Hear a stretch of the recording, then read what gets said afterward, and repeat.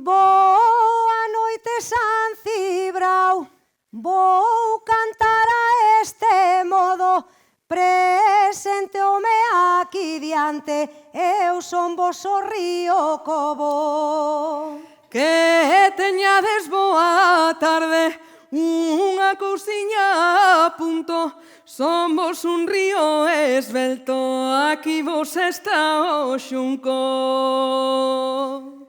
Xa me fala de esbelto, ai, mira como che canto, mira ti pro río Cobo e fíxate nos meandros. Unha cousiña che digo, e agora non me engano, eu meandros tamén teño, de feito vou ir ao baño.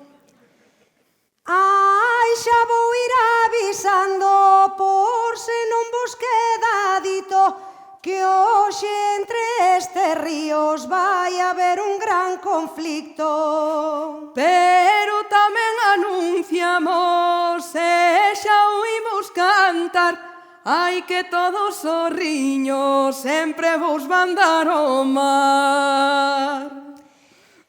Que ben canta o río Xunco e a cousa hai que entendela, eu vou falar xa de min, que son che do pau da vella.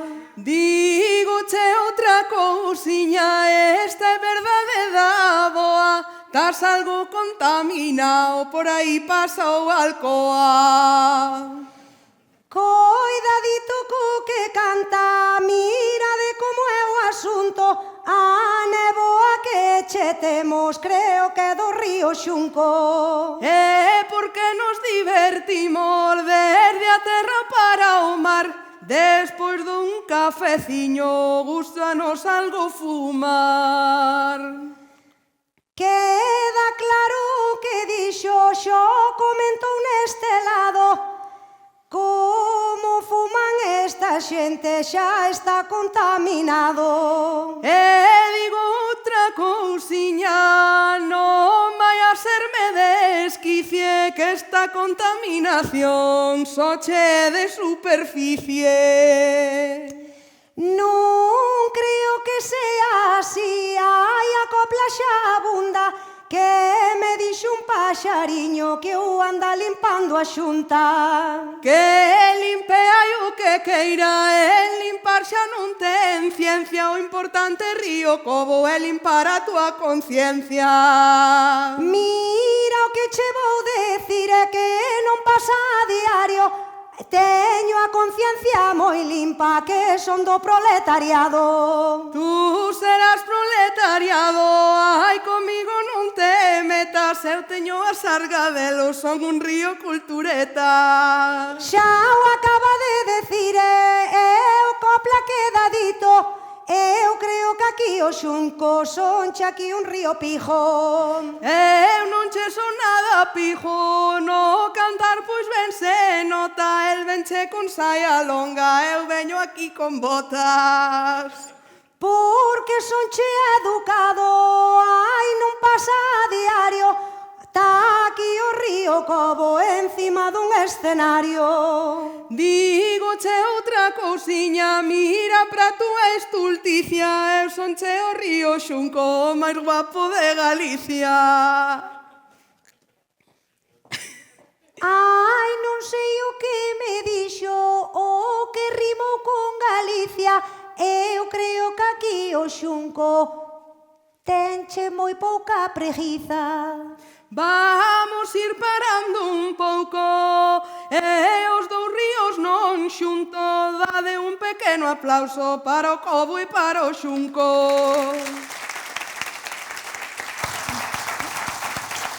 Alba María, Lupe Blanco, cada unha das dúas representando a un río regueifando fantásticamente. O meu nome é Carmen Conde e teño a honra de presentar o mellor rival e contrincante que xa lle vale que me meteu a toda a familia adiante, Felipe Caxoto.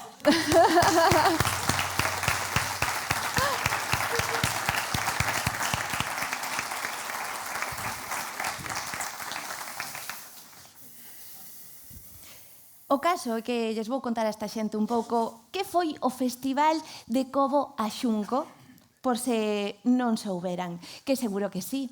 Todos os venres fomos pasando por distintas localidades e parroquias de Cervo. Estivemos en Cervo, nas Escolas Vellas, contigo. E que inauguraches ti? E que, a ver, has ter queixa. Foi a ventaxa que tuven, porque despois... Pois todo está aquí. Aquí xa se vai ver, vai se ver. Despois derivamos en Trasbar. Despois, o seguinte venres, estivemos en Rúa e máis en Lieiro, nos locais sociais e nas escolas vellas. O seguinte, estivemos no local social da Senra. E tamén estivemos nas antigas carboeiras de Sargadelos. Quero agradecer dende o fondo da miña alma a todas e cada unha das asociacións veciñais, culturais, de mulleres que colaborastes, que fostes anfitrionas, que nos acollestes. Menuda pasada. Un aplauso para vos, ou que...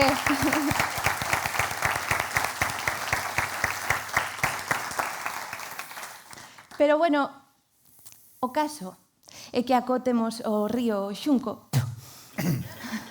E a costa, o río Cobo. Temos estes sets así tan bonitos montados porque o río Cobo era coñecido como o río de lavar.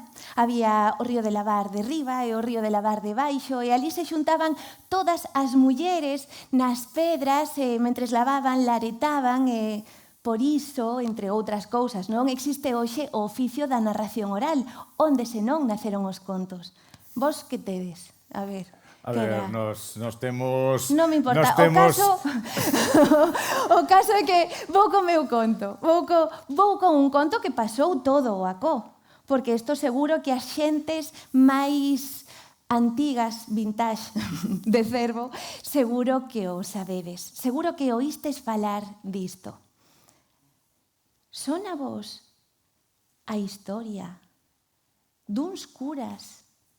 Sabedes algo que pasara cuns curas a Concervo? Non, así en principio... Esta historia non é unha historia de comunidade relixiosa, en principio, senón algo ben civil. O espírito do pobo de ir desmantelando a igrexa dende dentro, cura a cura, co sentimento de maior marketing cristiano. O amor verdadeiro. Eu un día chamei a miña tía Justa. Oes, tía, poderías contarme como foi aquela historia dos 3 curas de Cervo que casaron? Fíxose un silencio do outro lado do teléfono. Eu pensei que tocara algo sagrado, que a mancara, non sabes?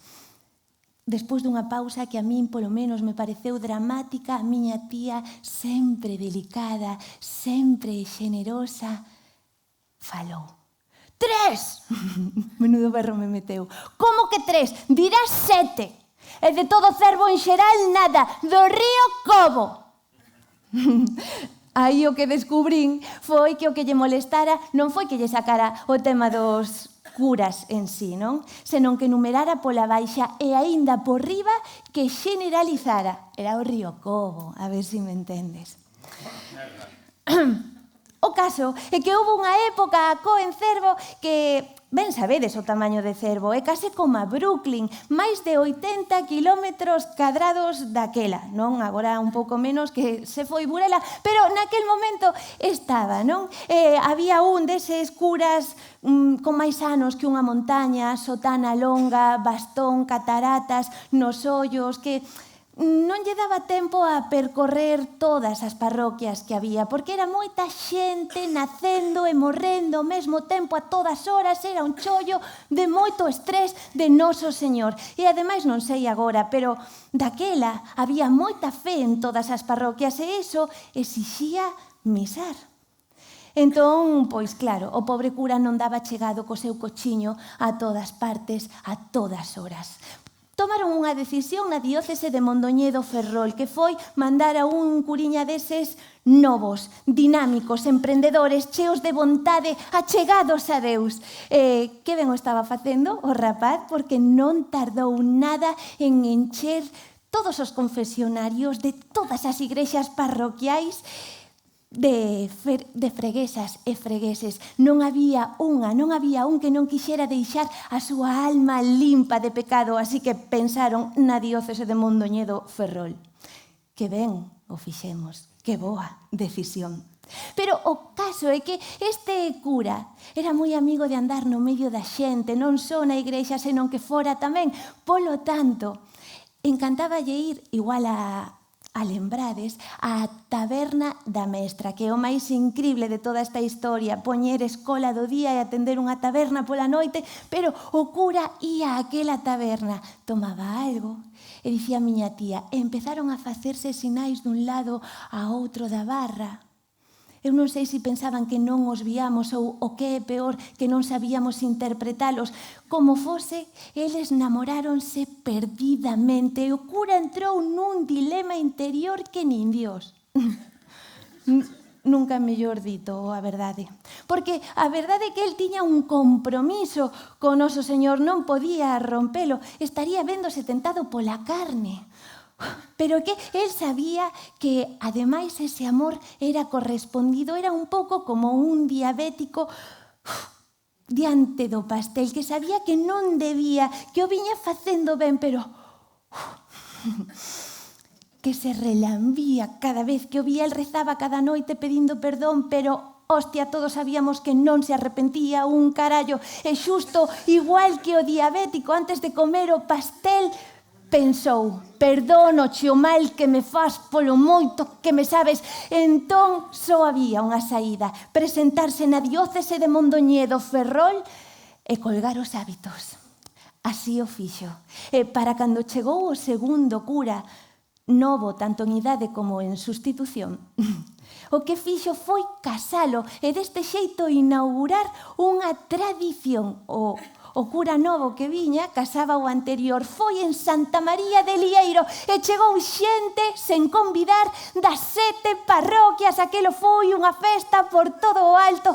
El que entrara por primeira vez naquela igrexa como un cura e saiu cunha noiva enganchada do brazo.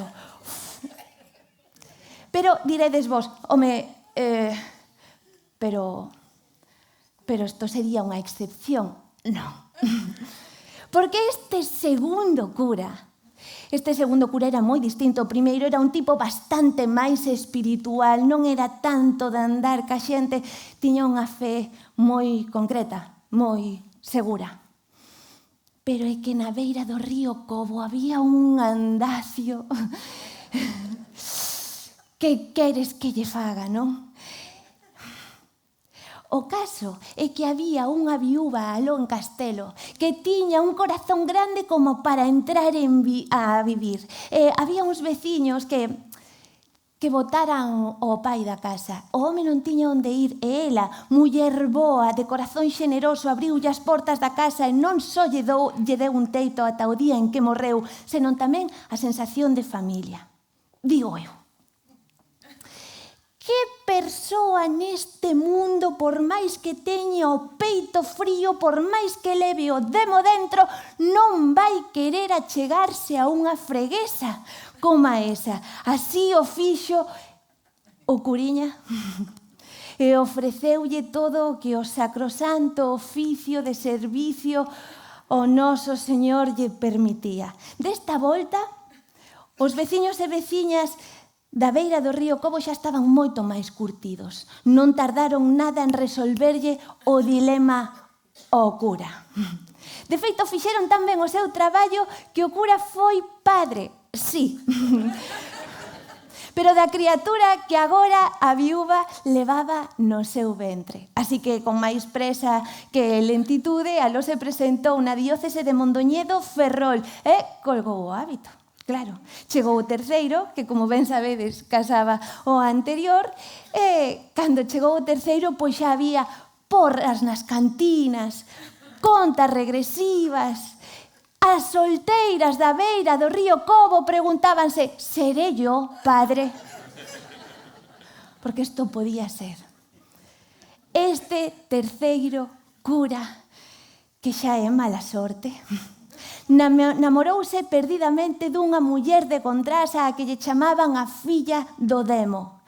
Xa foi foi cadrar do revés. Pero aquela non tiña a culpa tampouco. Resulta que hai máis de 40 anos, cando o pai era un neno, era o máis traste de toda a parroquia. Nada grave, home, pero todo o mundo dicía que era o mesmo Demo en persoa. E así lle quedou o Demo. E o Demo medrou e tivo 3 fillas, Ana, Isabel e María. E como os alcumes son unha cousa hereditaria, pois, que queres?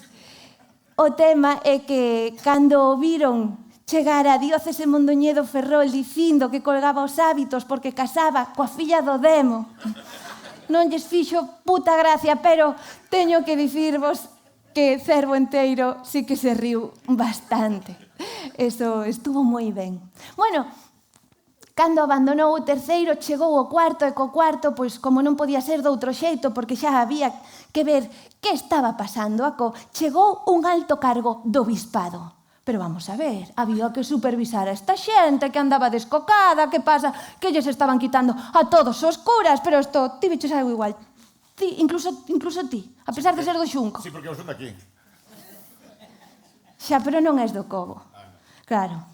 A cousa é que el foi anotando, percorrendo cada parroquia, a 7, incluso a Burela, e dixo, bueno, vou anotar que fan, espero ter toda a vosa atención, porque o que anotou aquel alto cargo do bispado que, por certo, xa axogou, vira Cervo, co andacio que había, que podían chupalo en calquera momento. Eso podía suceder, pero non sucedeu. Agardo ter a vosa atención. Isto é verídico. É un documento. Pódese consultar no Arquivo Histórico da Biblioteca Provincial de Lugo. Dixo: en Cervo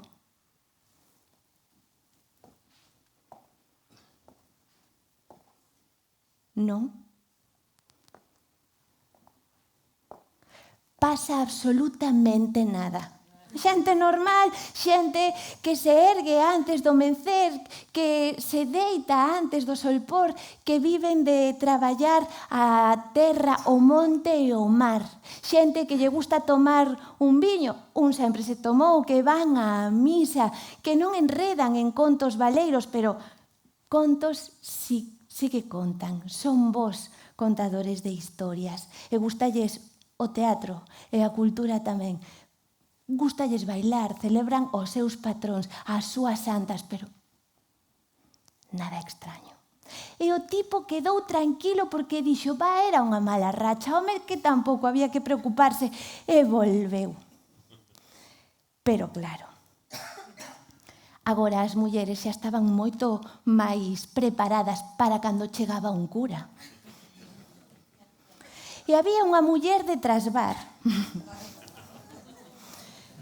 Xa sinalo directamente. Había unha muller de Trasbar que tiña un parente cabo do Paulino pai. E descubriu que cada vez que o cura podía ir comer fora, sempre pedía peixe. Porque o cura era do interior e tanto ver o mar como comer o seu peixe parecíalle todo unha novidade. Co cal se presentou no confesionario un día e sustituiu o Ave María Purísima sin pecado concebida por un Padre nuestro que estás en los cielos, abre la puerta que traigo xurelos. Que diredes vos? Un pouco bruta, non? Pero o eu amoroso, que era como se presentaba esta muller, era bastante bonito, era como quen di, así que che gusta o peixe, curiña? Pois tes que probar este que a coche traio. Moi ben. Total, que este home de Trasbar, un lugar do interior de Cervo, quedou totalmente alucinado polas especialidades do mar que puido saborear aquí. Que queredes que vos diga? Pois sí, claro que sí, presentouse na diócese de Mondoñedo, Ferrol, e sen máis explicacións, colgou o hábito. Aló, pois estaban xa desesperados. Mandan o seguinte, que por suposto casou a este anterior na capela de Santa Eufemia de Trasbar. unha boda preciosa coa Santa Milagreira. Vistes esa imaxe, agora a capela é privada, non? Pero ten así a antiga, esa imaxe ca Santa Eufemia aguantando da corda. Isto explícavolo Miguel moi ben. Pois... A cousa é que chega o quinto. Non vos vou enganar, xa estaba tan avanzada a historia a este nivel que cando destinaron a Cervo, o tipo viña ilusionado. Era un cura destes paveros. Destes de peine en pelo cada 5 minutos. Destes que se andaba deixando ver por plena senra. Era unha especie de John Travolta e andaba buscando a súa Olivia Newton-John. E atopouna, unha chavala nova coa mesma delicadeza que un John Deere. Que, como xa sabía que lle funcionara moi ben a estratexia, a anterior veciña achegouse un día ao cura na veiga, pegoulle a boca á orella e susurroulle: predícame, padre, predícame, cura, por esta me entra, por esta me sale. O cura toleou, e que había moito tempo que ninguén de Cervo tiña que desfacerlle o dilema interno a un cura porque elas ían a cañón. 2 meses durou este santiño. Vamos. Cando se presentou ali, empezaron a baixar santos do ceo na diócese de Ferrol Mondoñedo, Ferrol, eu que sei. Porque como non empezaran a oficiar eles as misas, a ver quen hostias. Chegou o sexto, ben, non? Todo tranquilo de momento, que queredes que vos diga? Pero un día, despois da procesión do Carme en pleno xullo, pois tiña aí un anaco libre, estaba meu pai falando con ele e dixolle tamén que tontería o do celibato dos curas, é unha lástima que vostedes non podan casar, por que non han poder? O meu pai non é fácil de sorprender, en cambio sorprendeuse, mira. Retrucoulle o cura, si, home, por culpa dunha perdelas todas. Que? O caso é que o tipo ese acabou casando. Non sei se mantivo esa máxima no seu matrimonio, pero habería que vixiar. E sí, por fin chegamos ao 7º e último cura. Este home sabía perfectamente onde viña. Así que, polo tanto, sabía perfectamente o que quería. E as mulleres do Río Cobo, elas tamén. Quizáis ese foi o problema porque pasaba o tempo e o curiña non facía match con ninguén. O tipo estaba empezando a rayarse e decía: veña, home, aínda hai que dar para vestir santos. Han empezar a chamarme o cura solteiro. Empezou a vinagrarse, empezou a cambiarlle o xenio, empezou a facer misas un pouco violentas incluso. E sabedes que nin o mar nin a terra entenden en que estación do ano estamos. Non entenden que día da semana é. E aí no tempo de apañar a erva seca, estaba o cura misando. El xa levaba un tempo poñendo denuncias á xente que traballaba os domingos por non respetar o descanso dominical. Xa levaba tempo furioso con quen non pagaba a bula para poder comer carne. Estaba pagándoa coa xente. E con toda a reverberación que lle daba a igrexa, dixo: os domingos está permitido sacudila,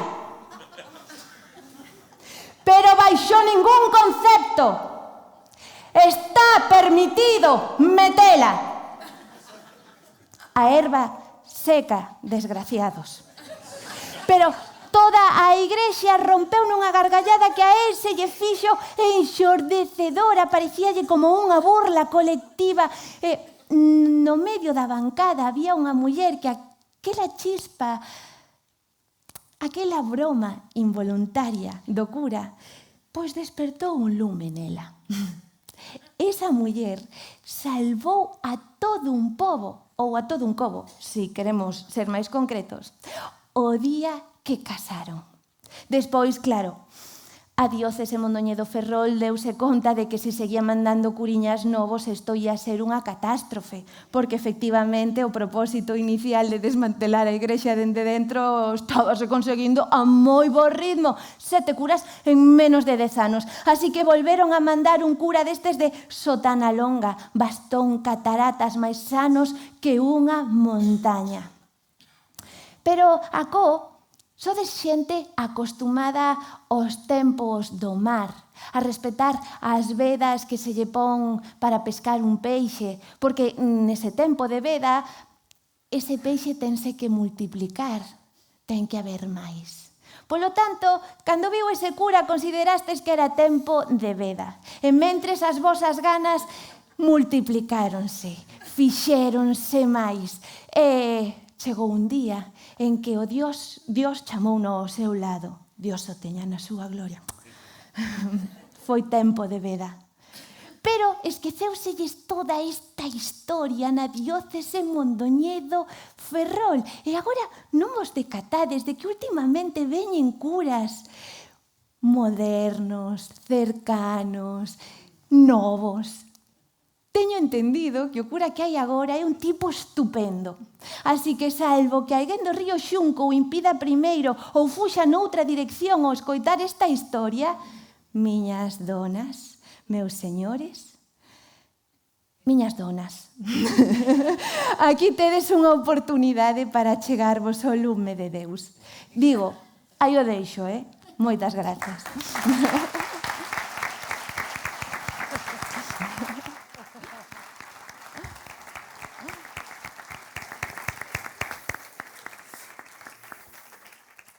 Perdón. Isto non quedas. Porque vou presentar a un auténtico sinvergonza. Unha persoa que cree que pode vir aquí representar un río que... El é de Vila de Suso. Pasa o Xunco por ali? Pasa un afluente. Un afluente, oiches? Un afluente. E ven de embaixador do Xunco. Pasa. Afluente. Dadlle un aplauso, dadlle un aplauso.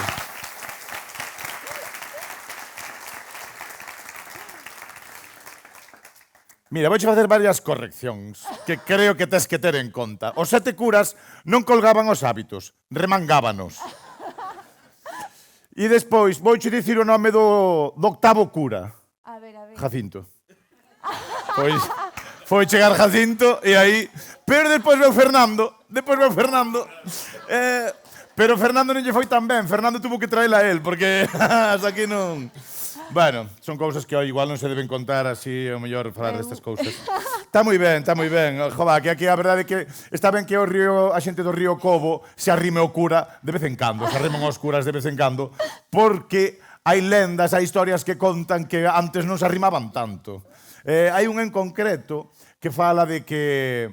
Bueno, aquí estaba contando, hoxe viña aquí con Alba María, que creo que nunca tuvera o placer de estar aquí en San Cibrao, fixen así un pequeno percorrido para que vise un pouco, bueno, pues, do que vamos a falar, non? E dixen, bueno, aquí tamén había baleeiras, aquí cazábanse baleas e demais. Pois resulta que hai unha historia, que non se pode saber a ciencia certa se foi certo ou non, pero fai moitos anos, dunha balea enorme, unha Moby Dick, que arrasaba a zona, toda a costa de San Cibrao, e tiña a xente sin peixes, tiña os pescadores daqui da costa sin poder pillar nada, porque levaba toda aquela balea, arrasaba con todo. Entón, foron a xunto do cura a igrexa de Lieiro para que dera as campás, e bateu tan forte nas campás que en Mondoñedo enteráronse. Non só viñan para espantar as mulleres, sino que tamén escoitaron as campás e dixeron, a ver que pasou. E mandaron aquí veu o bispo pa aquí, achegouse o bispo aquí,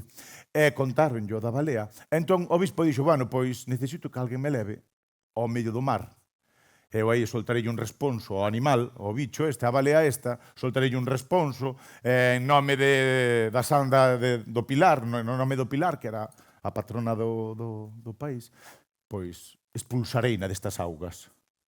Quen arrima esa... Quen me leva ata o medio do mar? E foi a xente do río Cobo. Deu un paso atrás. E só un deu un paso adiante. Era de San Román. De Valentes está o cemiterio De San Román. Que pasa ali o xunquiño por ali mollándolle os pés? Claro. E dixo San Román, levo teu. E o de San Román montou no bote co obispo, foron para o medio do mar, e ali estuvo ali o obispo soltando as súas plegarias ali á balea, e a balea debeu escoitar pacientemente, e a balea accedeu a compartir o peixe, E non só iso, sino que botouse cara atrás, afastouse da costa, e chegando máis ou menos a la cara ao horizonte, despois dos farillós, abriu a boca, e o de San Román entrou dentro, e atopou dentro da boca da balea, non a Gepeto, non a Pinocho, atopou unha santiña, que é a santiña que posiblemente din é a que está hoxe na igrexa de San Román, a santiña do Pilar. Esta historia demostra que non vos arrimabades a oscuras cando facía falta arrimarse a oscuras. O sea, arrimabades vos... Sí, para ser vos peixes. Pero eu non viña a falar eu da xente do Río Cobo, eu viña a falar da miña xente. E ademais, deixoumo posto, porque esta historia que vou a contar, vamos dicir unha cousa, porque eu todo o que conto é verdade, non como a outras. Eu todo o que conto é verdade, Mirade, eu esta historia levo a contando uns 10 anos, pero prohibiuseme contala de Vilalba para arriba. Dixerme, donde haxa nube, non. De Vilalba para arriba nunca contei esta historia, vou na contar hoxe aquí. Que honor. Vou na contar hoxe aquí. E máis, como falei agora de San Román, cadra aí en San Román.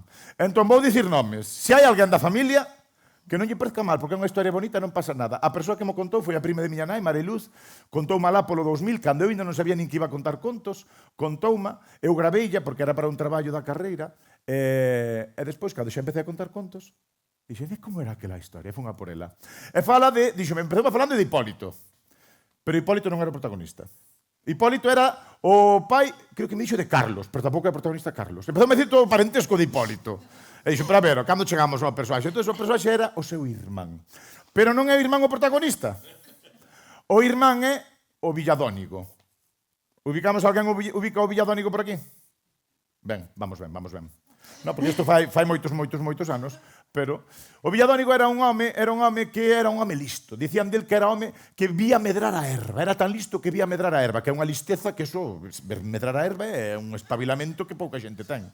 Non, para min é como un jová, que cousas, ver medrar a erva. El vía medrar a erva, dicían, era moi listo, pero non era moi rico, era pobre. E el vivía en San Román. Como era pobre, pois fixo que facían os galegos naquela época cando non tiñan moito de nada. Emigrar. Emigrou a Cuba. Contoume Mariluz que emigrara a Cuba. E cando foi a Cuba, fixo o que non fixeron todos os emigrantes daquela época. E o que fixo foi aforrar os cartos. Claro, contaba Mariluz, a xente iba, gañaba cartos e gastaba ao mesmo tempo. Había algún que viña con débedas de volta. Pero Villadónigo traballou. El tiña un propósito, dixo, cando os cartos non me entren, os billetes non me entren máis billetes nos zocos, volvo para casa, volvo para aquí. E foi ali, traballou arreo, guardou todos os billetes no zoco, e cando xa non lle coía máis, veuse de volta. E con eses cartiños que traía, pois, puido comprar unhas terras, puido comprar uns animais, e puido xa sair da penuria, non? E pouco a pouco, ele era listo, era espabilado, vía medrar a erva, carallo, pois el, pouco a pouco, foi incrementando, non? A súa fortuna, foi incrementando o seu capital, e bueno, pois a vida arreglouselle bastante. Contaba o Villadónigo, díxome Mariluz, o Villadónigo dicía el mesmo que a vida rompera o corazón 3 veces. 3 veces a vida lle rompera o corazón. E dicía Mariluz, foron 4, pero a cuarta xa non acordou. A primeira vez que a vida lle rompeu o corazón foi cando morreu a súa muller. Porque estas cousas, antes a xente morría máis. Non morríades, carallo, que é un... Morreu a muller. E quedaballe unha filla xa maiorciña e tal. A segunda vez que a vida lle rompeu o corazón foi terrible. A peor. Apagadme ese móvil, Foi cando lle morreu a filla, dando a luz a súa neta. a peor das roturas de corazón que tuvo nunca. Quedou a neta, quedou Villadónigo con aquela netiña pequenina, aquela recén nacida. E decidiuse a criala, a coidala. A terceira vez que a vida lle rompeu o corazón foi un ataque, un petardazo, non? Foi... Home, non se cuidaba moito. O Villadónigo non se cuidaba moito. Era dado aos excesos. O alcohol, fumaba, comía moito touciño. E, bueno, pois esas cousas pasan factura, non? E deulle aí un petardazo, pero safou. Safou e dixo o médico, mira, naquela non había a maquinaria que hai agora, non estaba indo ao Hospital da Costa. Na hospital morrería, senón aí xa morrería. No, pero aínda non habría, aínda... Sabedes o que falo, non? Sí. Non había aínda maquinaria, pero o médico dixo, mira, eso non soa ben. Eso, a maquinaria que tes aí na caixa non soa ben. Eu non sei que é o que tes ou que non tes, pero tes que andar con ollo. Quítate de grasas, quítate de sal, quítate do tabaco, quítate de beber. Ai, do beber. O outro máis ou menos amañaba, pero o beber. Villadónigo todos os días, de luns a domingo, á noite, cando xa tiña todas as labores feitas na casa, baixaba ata a taberna e chegaba ali á taberna, puñase nun recunchiño da barra e pedía unha xarra de viño tinto. E aquela xarra papaba ele enteira. Vaso a vaso. Pim, pam. E dixo o médico, pois o viño non che boa cousa, E outro dixo, pero mira, e logo non... Un vasiño. Un vasiño, que mal pode facer un vasiño. Un vasiño que... E entonces o médico dixo, bueno, pois un vasiño, pero non máis, non máis. E a partir daquel día, o Villadónigo chegaba á taberna e pedía un vasiño. Sentaba no seu recuncho igual, puñenlle aquel vasiño, e el con aquel vasiño botaba as mismas 2 horas. Que botaba coa xarra, botaba co vasiño, mollando os beizos así. Como un pitiño que bebe, non? E o vasiño duraban as 2 horas. E estando ali con aquel vasiño de viño tinto, o Villadónigo pensaba, ai, Dios mío, e se agora morro? Se agora morro, quen se fai cargo da miña neta? A neta tiña naquel tempo uns 16, 17, 18 anos, eu que sei, unha cousa así. Era xa unha mociña feita, non? Cumplida. E naquel tempo, bueno, eran outros tempos, non? El preocupaba que se a moza non casaba, e non tal, pois non iba a quedar ben destinada, ben colocada. Eran outros tempos. El estaba ali bebendo no viño. E como vou deixala así, tan desamparada? A cativa de Xulio estaba contenta que non lle facía falta a ninguén, pero... Estaba aí preocupado. Neste momento da historia entra o outro protagonista, o irmán de Hipólito, Baltasar. Síguenos sonando, sonanos algún nome? Hipólito, Baltasar, a miña nai sí.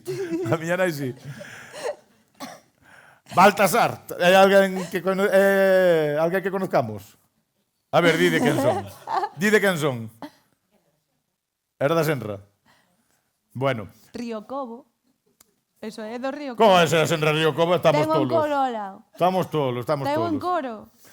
Mirade, Baltasar era un rapaz expelido, un rapaz listo, era un rapaz espabilado. Tampouco era de familia moi... non tiña moito de aquí tampouco, pero era listo como un gallo. O Villadónigo conocía a Baltasar porque ían á mesma taberna. Entón, ele estaba ali na súa esquiña bebendo o viño, e ali estaba a rapazada nova do lugar, e entre eles estaba o Baltasar. E o Villadónigo, que non se mezclaba con eles porque eran moi novos, pensaba, ai non, ese rapaz é ben espabilado. Mira que listo ese rapaz. Recordáballe un pouco a ele incluso, non? Así, desta viveza. Bueno, pois, a historia comeza no outono. No outono, aí polo... Bueno, pois agora, máis ou menos, nesta época, a principios de outubro, unha cousa así, unha noite que estaba chovendo, arreciando ali en San Román, na casa do Villadónigo, estaba o Villadónigo coa súa neta, ali acaroados á lareira, quentándose como podían unha gran molleira, e de repente escoitouse que alguén petaba na porta. Naquel tempo a xente abría a porta á xente. Porque non se deixaba a xente fora, a xente non se deixabas alguén nunha molleira como aquela, morría, non había máis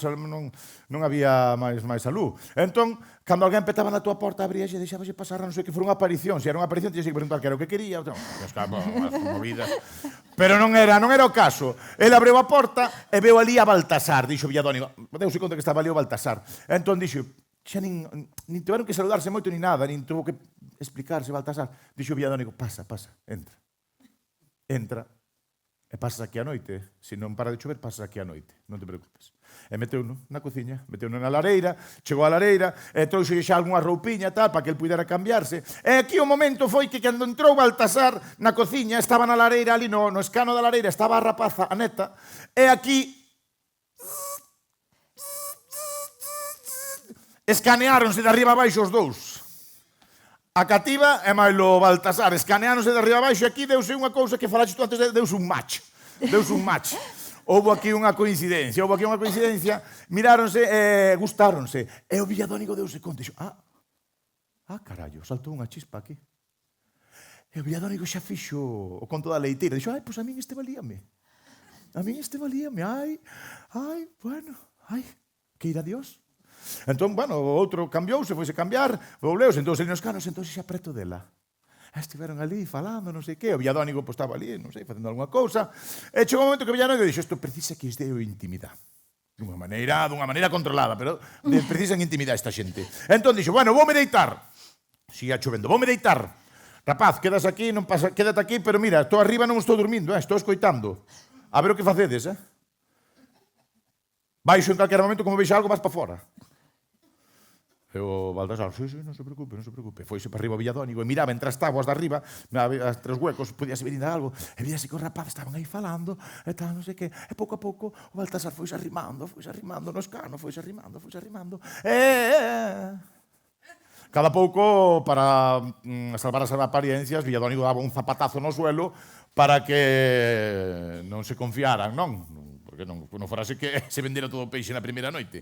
Pero ali deixoulle ese espacio, e bueno, depois el xa se dormeu, o día seguinte, cando se levantou, xa marchara o Baltasar, e nada, e aí sí quedou a cousa. Bueno, pois estamos a principios de outubro, máis ou menos, en un tempo,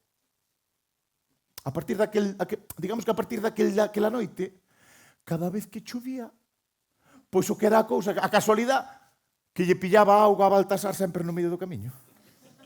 E aparecía sempre coincidía xusto diante da casa do Villadónigo. E abrían a porta do Villadónigo, que chove, non? Sí, chove. Pasa.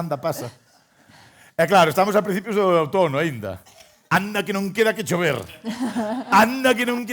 Caían 4 gotas, estaba o Baltasar na porta do Villadónigo. Había veces que chegaba a calar aínda a auga. Anda, pasa.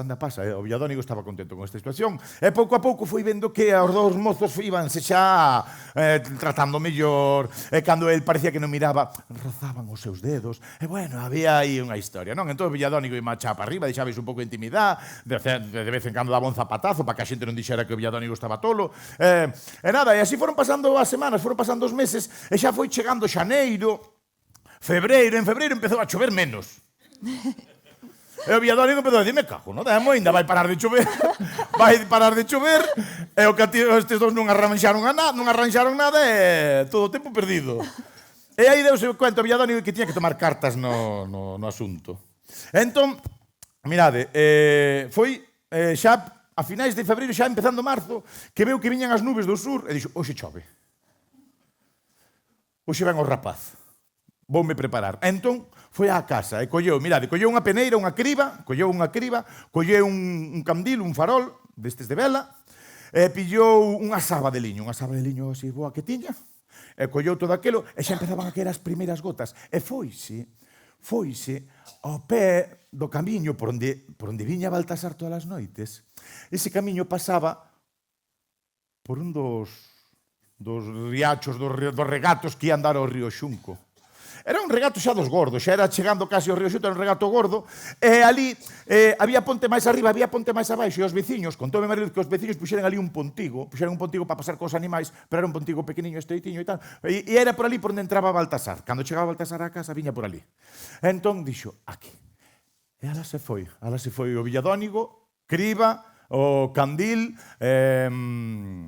a sábana de liño, e vos sabedes, isto sabédelo vos, tanto se xades do río Cobo ou do río Xunco, que nos ríos, no inverno, vaise xuntando como unha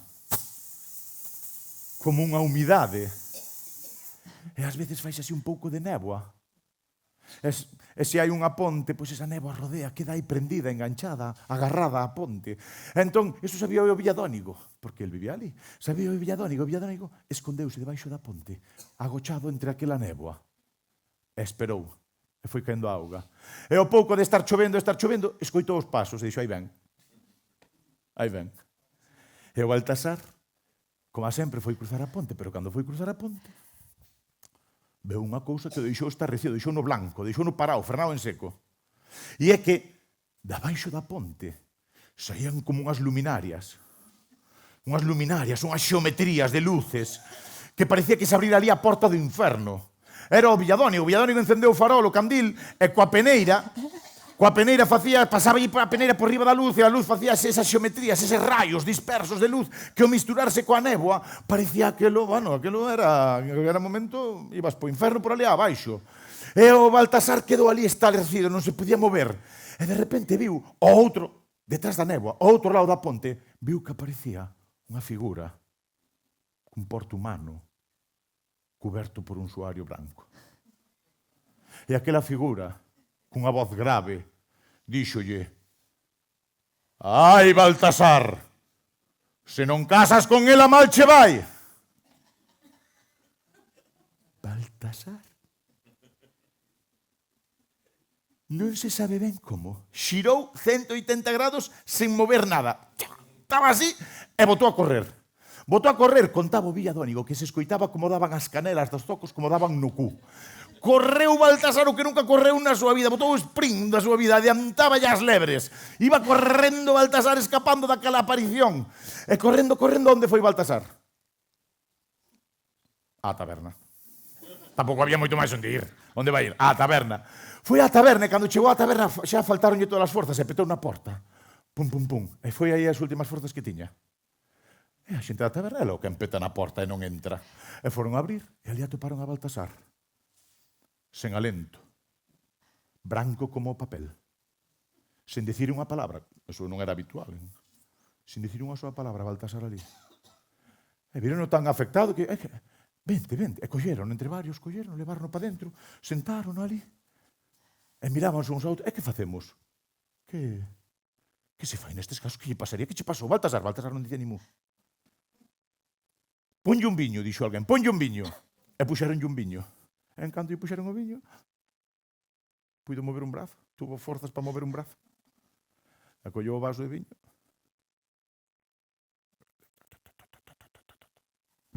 Co primeiro vaso de viño, recuperou o alento.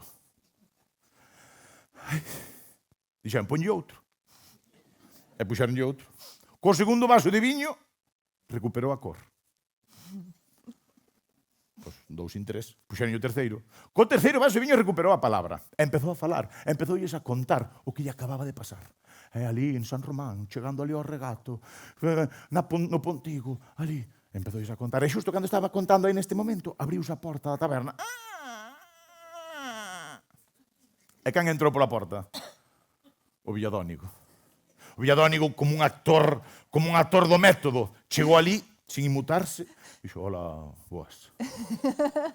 E foise para o seu ricuncho, sentouse no seu ricuncho, pediu o seu vaso de viño, puxeronlle o vaso de viño, e ali, a sorbiños de pitiño. E, mentres tanto, Baltasar contándolle aos outros toda a historia. E puxeronlle outro vaso de viño a Baltasar. Co cuarto vaso de viño, Baltasar pillou forzas, pillou azos para ir falar co Villadónigo. E estando ali falando co Villadónigo, puxeronlle outro vaso de viño. Co quinto vaso de viño, Baltasar tivo forzas para arranxar xa o casamento. Moitas gracias.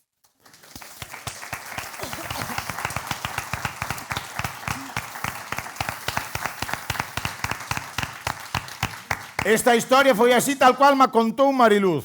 Esta así tal cual foi a prima de miña nai Mariluz. Foi así tal cual me contou. Eu non sei se foi verdade ou non foi verdade. Ahora si non foi verdade. Que bonito ben sería. Verdad?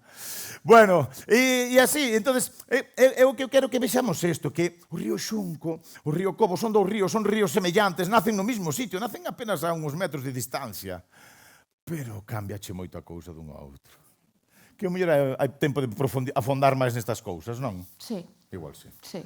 Bueno, pois moitas gracias.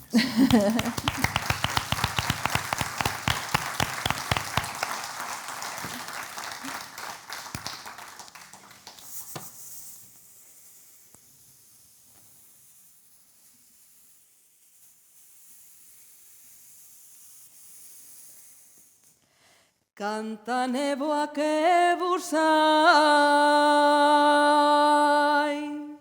non me dá moita pereza. Que bonito estar airado, darlle voltas á cabeza. Das historias que contaron, o primeiro que se ocorre é que no cobo se casan e no xunco creo que morren. Mira que che vou dicir, soamente unha cousa apunto. Eu son como Baltasar, caso che no río xunco. Ai, pois eu quedo co cobo e a cousa xa se explica. Con tremendos casamentos debe ter auga bendita. Eu bendita teño auga, da tella sai auga pura. Eu non vos nacín pra virxe, e vos nacestes pra curas. Eu non che nacín pra cura, dicho aquí a regaifeira, que escoitando aí a Carmen quero ser casamenteira. Vouche contar eu agora, e non o digo naquel. Ten cuidado, compañeira, que te saes do papel. Non me saio do papel, que isto tenche moito afán. O que pase que preocúpame a zona de San Román. Cuidado con San Román e a peza que agora escribo. Sen o cobo estou contenta, mas sen o xunco non vivo. Ai, mirade que pelota, o asunto hai que entendelo. Notase que é ilustrada que ali de Sargadelos. Gústame moito o xunco, ponme como unha moto. Como cando conta historias, soy o amiguiño Caxoto. Ten coidado, amigo xunco, que a cousa xa se apura. Se te pon como unha moto vas a acabar como cura. Acabarei como cura, mas chegarei a tomar. Non pedirei casamento como fixo Baltasar. É que o tiñas que entender, o asunto é de lei. Eu creo que aquí no cobo era o First Days dese lei. Claro que era o First Days. E a copla ben se sinte, ahora xa non se leva iso, agora levase o Tinder. Creo que aquí escoitei, a cousa xa se pon dura. Creo que aquí o río Xunco vai nos cambiar de postura. Creo que estás algo seco, algo sequiño en xoito. Ti de auga, pois pouquiño, e eu de augas, pois moito. Ai, tame falando ela. E a cousa é campal. Di que aquí estamos moi secos, aquí hai un humedal. Tente coidado, amiga, no verso eu xa recunco. Necesitan moita auga para medrar en os xuncos. Fala banda aí dunha historia. Diu aquí a regaifeira, eu creo que o río Xunco hoxe anda a xaneira. Eu estou algo inspirado, non como estes dos canónigos. eu sempre dou un consello, como fixo Villadónigo. O xunco acelerouse con todo o que lle sentín, cas posturas que me pon voulle botar caolín. Non me botes caolín, apréndeme nesta aula, o único que preciso é un pouquiño da tua auga. Eu creo que se equivocan cantándolle de alegría. Ten coidado co que dis que teño a roupa tendida. Vai haber que ir pausando isto, enseguida xo a punto, retíranse un momento, o cobo e mailo xunco.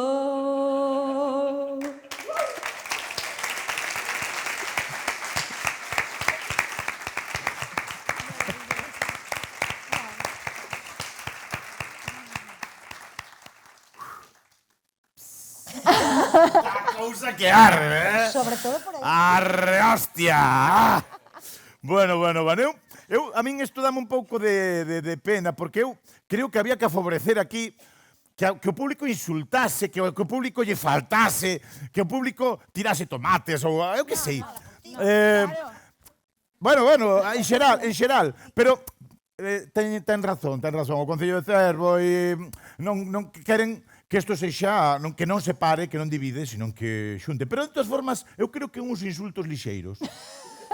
Unha cousa, así, sin faltar moito, como fan así, un pouco as cotillas, non? Que, ai, engordaches. Non é ofensivo, pero doe. Entón, se vedes que alguén non vos gusta tal, ai, engordaches. Ou, sácate unha oposición, que é un consello bo, pero ao mesmo tempo tamén che tama, tamén che di, que sal dai, fai algo de proveito. Eu que sei, non dicía... Ou cousas que non teñan, que non signifiquen nada, lambe cunetas, eu que sei. Pero vos soltadevos, se sentides a necesidade de faltarlle a alguén, soltadevos, sexa un río ou sexa outro. Eu diría isto. Porque iso vai dar calor, vai dar máis. Mirade, non falamos, non sei, é que non está falando realmente de importante, o río Cobo e o río Xunco. Eu creo que habría que sentarse un pouco, pois algunhas diferencias básicas. Quero dicir, bueno, xa se ve na decoración. Ainda que na decoración cando cheguei, tuve dúbidas. Cando cheguei aquí, vin un saco de fariña. Dixo, isto non será os do Cobo, non será os daqui. No, pero é caolín para sargadelos. É o carbón para a fundición. Bueno. E pois aquí, claro, porque lavaban a roupa. Dixeches antes, Carmen, chamoume a atención que había o río de lavar arriba e o río de lavar abaixo. Non sei que lavaban abaixo, pero, bueno, está ben. Se te curas despois? Claro, que aí, claro, así trouxeron o Hospital da Costa. Lle falta tanta cura que non... Bueno, mirade, eu, para pensar que iba a contar, dixo, que vou contar eu despois? Podía contar máis cousas, podense contar moitas cousas. Onde nace o río Xunco, hai unha lenda ben fermosa, isto xa é... Porque o Xunco vai nacer case a terras do Valadouro, e hai unha lenda ben fermosa que fala dunha nena que levaba unha cesta de sardiñas, igual era do río Cobo. Pero o camiño pillou preto do nacemento do Xunco, que casi é o mesmo. E apareceulle un mouro e dixolle, esas sardiñas fago xa ouro. E convertíronse as sardiñas en ouro, pero non lle podes dicir a ninguén que pasou. Ela chegou a casa coa aquelas sardiñas de ouro, gardounas debaixo no palleiro ali, gardounas ali, escondeunas ali, pero quería yo contar a alguén, e en canto yo contou a alguén, as sardiñas foron sardiñas outra vez. Esas historias tan fermosas están no nacemento dos dous ríos, non? Máis cerca do Xunco que do Cobo. Depois, máis cousas que hai que ter en conta. A ver, a industria. Hai que falar de industria. O río Xunco. Mirad, porque... Isto vamos coa cabeza erguida por aí adiante. Sargadelos. Hasta Almodóvar fixo unha película con lozas de sargadelos. Sargadelos. Xa os sargadelos antigos, os sargadelos moderno, Os dous sargadelos. Bueno, ahora, quero dicir, o máis moderno da hora... Estamos ahora pasando por vacas flacas, pero ainda hai un patrimonio. E claro, o río Cobo... Alcoa, está ben. Alcoa está ben. Quero dicir, está ben, porque Sargadelos dá a cerámica e Alcoa dá os barros rojos. Non, está... Eu que sei, está ben, non sei. Non sei, habría que profundizar, pero non dá tempo, non dá tempo. Mirade, eu trouxen esta libreta, os que tedes unha edad, igual lembrade este tipo de libretas, pon aquí o meu nome, terceiro A. E o 3 está ao revés. O 3, unha dislexia brutal. Mira para aquí. Bueno, eu que sei. Se soupera facer algo sería regueifeira, pero... Mirade, aquí hai un conto. Na segunda página, na terceira igual. Xa che vale, Caxoto, un conto de terceiro vas traer. Teño un conto, A ver. solo creo que leas... Así curran os do xunco, a primeira as dúas primeiras palabras, Non podo. porque escribía fatal. Pero aí pon o boticario. O boticario. Ibas pa médico, O boticario. Mirade, Moi cunqueiro. isto é unha libreta de terceiro de XB. Era un traballo, alguén me puxo un traballo que tiña que escribir un conto, algo así. E pasou o tempo, esa libreta quedou esquecida no tempo, e eu empecé a contar contos, xa era un home adulto con pelos en todas as partes onde hai pelos agora. Chegou un momento que eu dixen, eu quero contar contos. Porque vin xente contar contos e pareceu unha cousa maravillosa. Eu quero contar contos tamén, quero ser como esa xente. E empecé a contar contos para público infantil, para nenos, nenas. E un día dixen, tamén quero contar para público adulto. Pero teño que preparar un conto, e preparei un conto. Collín un conto, dos moitos libros que teño na casa de contos, collín un conto. Resulta que ese mesmo conto. Sóbeno, fai 3 ou 4 anos que fun á miña casa, empecé a remexer nas miñas cousas, e na terceira página de terceiro A, que estaba ali con Miguel, o de Trasbar. Ali estaba o mesmo conto, eu vou contar. Eu prendín nese conto, quixen contar ese conto, porque sempre vou falando por aí, eu son o Caxoto, e sempre vou falando o Caxoto, na miña casa hai 2 alcumes. Está o Caxotos, os Caxotos, a rama dos Caxotos, das Caxotas, e está a rama dos Panfarróns. Isto moita xente non o sabe. Panfarróns é a rama de meu pai. Entón, eu sempre vou falando Caxotos para arriba, Caxotos para baixo, e nunca contaba dos Panfarróns. Hoxe temos aquí 2 Panfarróns, ademais. Unha panfarricas e un panfarrón. Entón dixen, pois o primeiro conto que prepare vai ser para, non sei, de alguma maneira homenaxar aos panfarróns. Nos panfarróns, os panfarróns son xente tranquila. Se os coñecedes, non sei se aquí a xente o coñecedes, mas tratades algún... Son xente tranquila, xente... Viven así, o sea, son varios irmáns que vivan a 1 kilómetro, 2 kilómetros uns dos outros. E vense... Ahora algo se ven máis, pero houve un tempo que se vían 3 ou 4 veces ao ano. Non porque se levasen mal ni nada, senón porque non... É pa qué? Son xente tranquila. Os homes, os panfarróns, varóns, traballaban en Alcoa, un deles foise antes de tempo, e os outros 2 traballaban en Alcoa, aluminio, traballaban ali. Non, Manolo tamén traballaba, Manolo traballaba nas grúas. Bueno, esta xente que facía? Que facía o meu pai, máis Manolo, que facían? Pois, levantábanse pola mañá, iban traballar, volvían,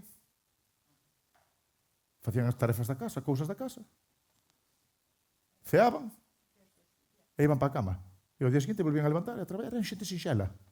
E os venres vían luar. Manolo iba a botar a partida do tute todas as semanas.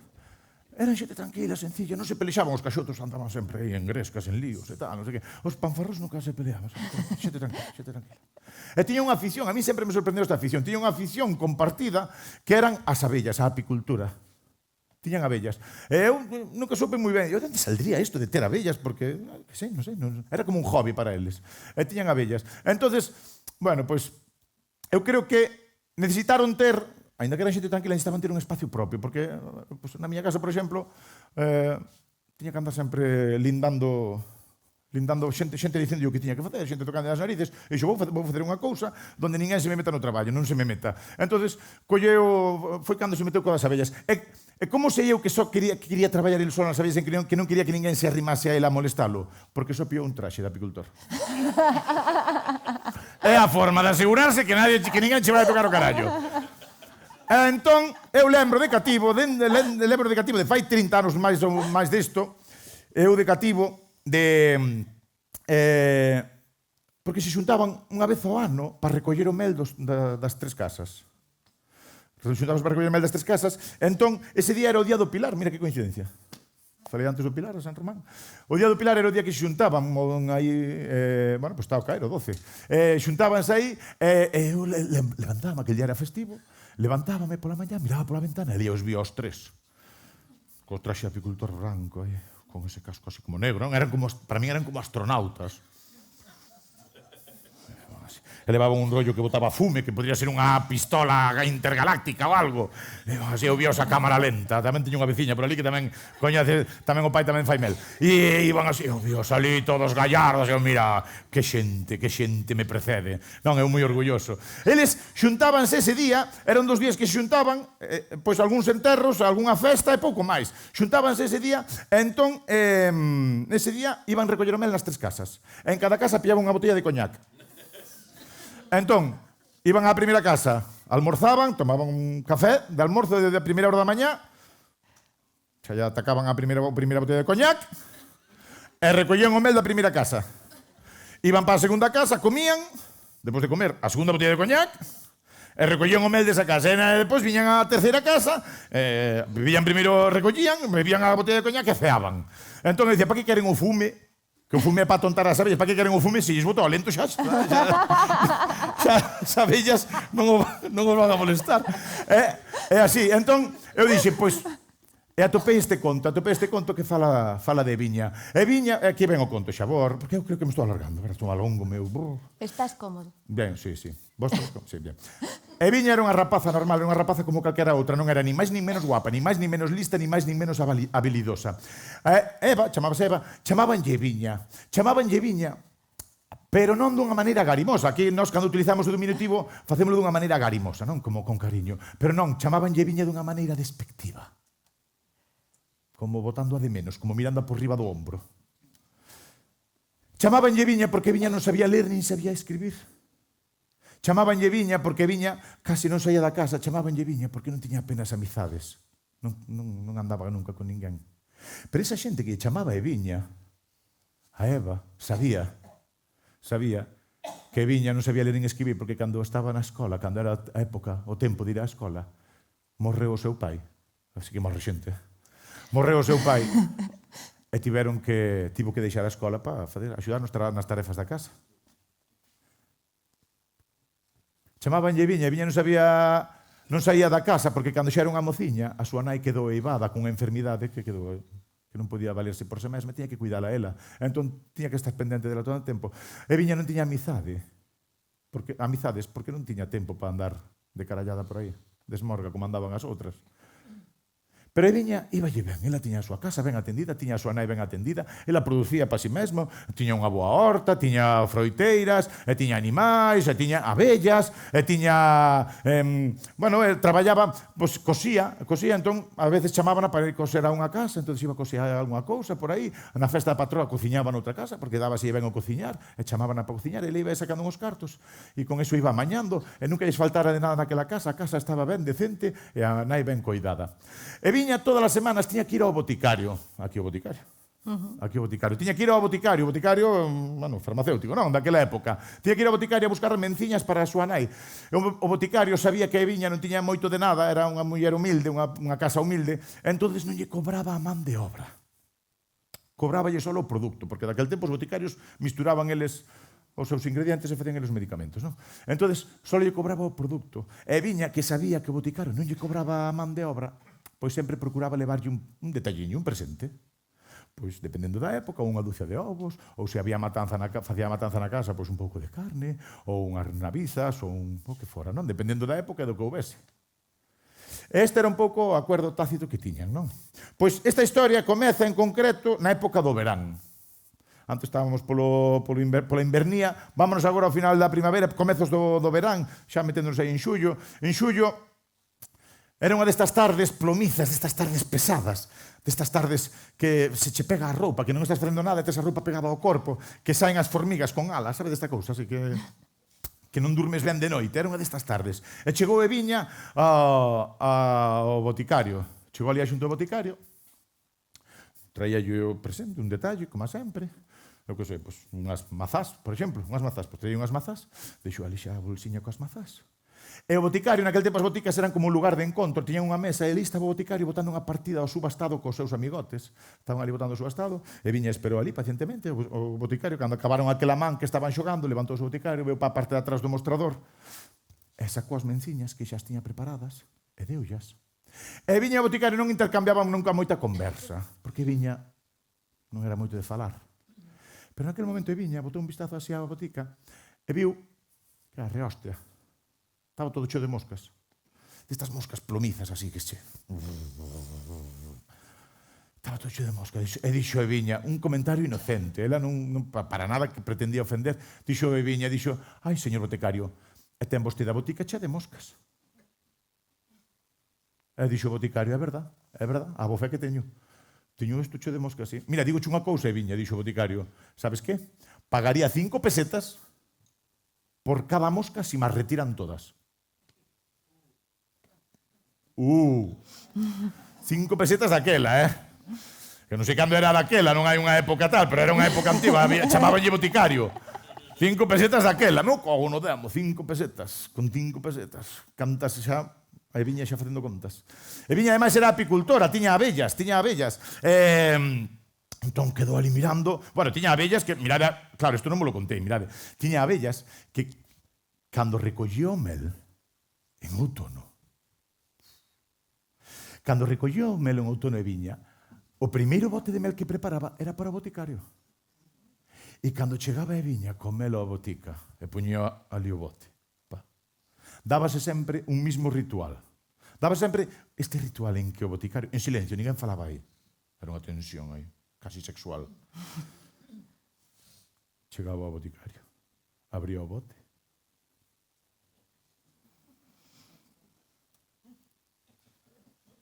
Como que case.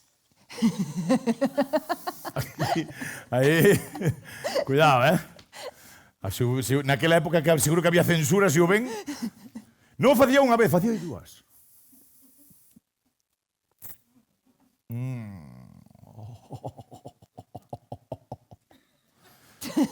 Facía 3. Xe iba o bote pola mitad. Oi, viña, que rico está o teu mel, viña, dicíalle o boticario. E viña non era tonta, viña dábase conta, dicía, xa, tío, que che traiga máis mel, pois non hai máis, é o que hai, toca che un e punto. Non, pois volvemos aí á época ela era apicultora, estaba dicindo, ela era apicultora, estábamos aí coas moscas, e viña fixo así un escaneo daquela da botica, e fixo unha estimación aproximada de que ali, calculando o número de moscas por centímetro cúbico, calculou que ali habría 50 moscas. 50 moscas por 5 pesetas, 250... Eso son moitas pesetas de Dios de Nuestro Señor. Isto arrenxáballe varios meses, ou mellor un ano, incluso, se estiraba ben. E dixo el viña, ai, señor boticario, se vostede paga 5 pesetas por cada mosca, apaño ya seu todas. E dixo o boticario, pois, a bo fe que sí, pagoche. Mirade, e viña non sabe ler, non sabe escribir, non ten amigas, non sabe moito da casa, tratan así como se fora un pouco parva. Parva o carallo. Sabedes o primeiro que fixo e viña? Nada máis cerrar o trato? Cerrar as ventas e as portas. Para que non escapara a ganancia. O carallo. A mí non me pillades, dixo. Cerrou todo, remangouse e ao cazar a manotazo limpio. A manotazo empezou e viña como unha pelota aribasca. Bim, bam, iba dun lado para outro da botica. As mans pasaba por riba das cabezas dos xogadores de subastado. Bim, bam, por riba dos botes das estanterías. Temblaban os botes na estantería. E era, de cada manotazo pillaba 2 ou 3 moscas. E ibas poñendo ali no mostrador. E bim, pam, bim, pam, bim, pam. Bueno, os boticarios, os amigos, non podían aguantar para disimular. Intentaban conter a risa, pero non podían, choraban. Ai, Dios mío. Pero mira que momento dantesco, que imagen estaban presenciando ali a boticaria, ali, salíaselle todo por fora da roupa. E ao final, viña, apañou todas as moscas. E puxo ali nun montonciño, en riba do mostrador. Dixo viña, señor boticario, aquí xa non queda ninguna mosca. Se quere, facemos o reconto e pechamos o trato. E dixo o boticario, claro, secando as vaguas. Sí, claro. Chegou o boticario. Polo outro lado da barra, abriu un queixón, e sacou unha lupa, non un lupa. Me veñen así intrusismos. Unha lupa e unhas pinzas, así como de doutor, non? Unhas pinzas de xente que sabe. E colleu a primeira mosca do montón, e mirou así pola lupa. Empezou a mirar así, con cara de entender moito. E dixo o boticario, ai, Eviña, é un mosco. Non é unha mosca, é un mosco. E puxo ali a un lado. E colleu outra. Outro mosco. En apenas 3 minutos, todas aquelas moscas cazadas afanosamente pola pobre de Viña convertíronse nun montoncillo de moscos. E Viña non sabe ler, non ten amigas e non sabe da casa, pero parva non é. Deuse conta do engano. Con toda a dignidade que puido, recolleu as menciñas da súa nai e marchouse da botica coa cabeza ben alta, deixando atrás a risa do boticario e dos seus amigotes que se rían da parva de Viña. E aquela historia, bueno, contouse, rulou, iba a todas as feiras contaban esa historia da parva de Viña apañando nas moscas, e acabáronse as moscas do pobo, acabáronse as moscas de toda Galicia, do mundo inteiro. E todo aquel verán ela aguantou, como a xente facía burla, como se rían e miraban e facían así, e ela dábase conta, pero ela aguantou aí. Todas as semanas seguiu indo ao boticario, porque tiña que recoller as menciñas da súa nai, e todas as semanas seguía levando un pequeno presente. E foron pasando os meses, e acabou o verán, e a historia xa quedou esquecida. E chegou o outono. E chegou outubro. E chegou o 12 de outubro, o día do Pilar. E ese día recolleu o mel, como todos os anos. E o primeiro bote, preparoullo para o boticario. E ali chegou a botica co bote de mel. E o boticario, relaméndose xa. E colleu o bote, e abriu, e meteu o dedo.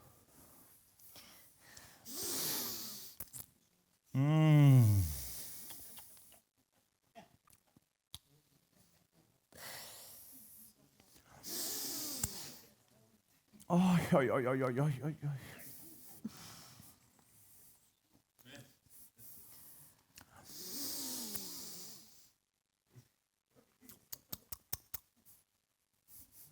É a cuarta vez,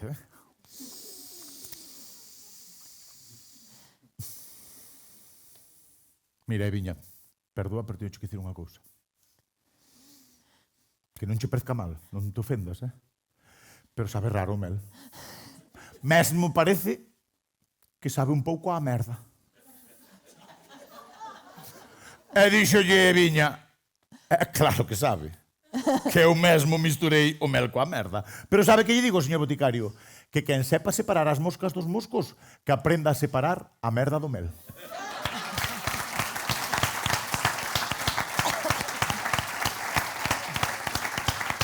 E coa mesma Viña recolleu as menciñas da súa nai e marchou pola porta da botica, deixando atrás a risa dos amigotes do boticario, que agora de quen rían era do parvo do boticario. Moitas grazas.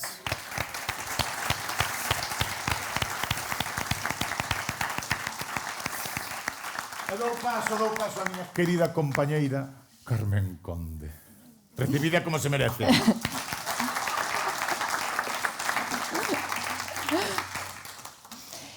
Esta historia que vos vou contar prometí non revelar a fonte, vale, así que vou ter que inventar os nomes, pero probablemente recoñezades o protagonista se sodes, eu que sei, da zona de Lieiro, ou mellor. O caso é que hai un tempo eu cheguei a eu veño moito, pero nesta ocasión viña movida por unha curiosidade erótico-científica que pensei que só a se me podía resolver. Supoño que polo antecedente dos curas, eu que sei. O caso é que foi unha tarde moi frustrante para min, porque era outono, xa que vamos falar de estacións, era outono, ademais que sí, e tiña un lote de mulleres reunidas nun local onde elas facían distintas actividades. É que, por non dar pistas, non sabes. Se alguén o sabe, que o diga. O caso é que eu facíalles preguntas a elas, pero todo o que lles preguntaba facíalles rir. Ademais, o local facía eco, o son reverberaba, todo me viña de volta. Elas falaban moi rápido, utilizaban unha velocidade de sílabas que aquilo non tiña sentido, falaban entre elas diáfanamente, sin empregar o que son os turnos de palabra, e entendíanse.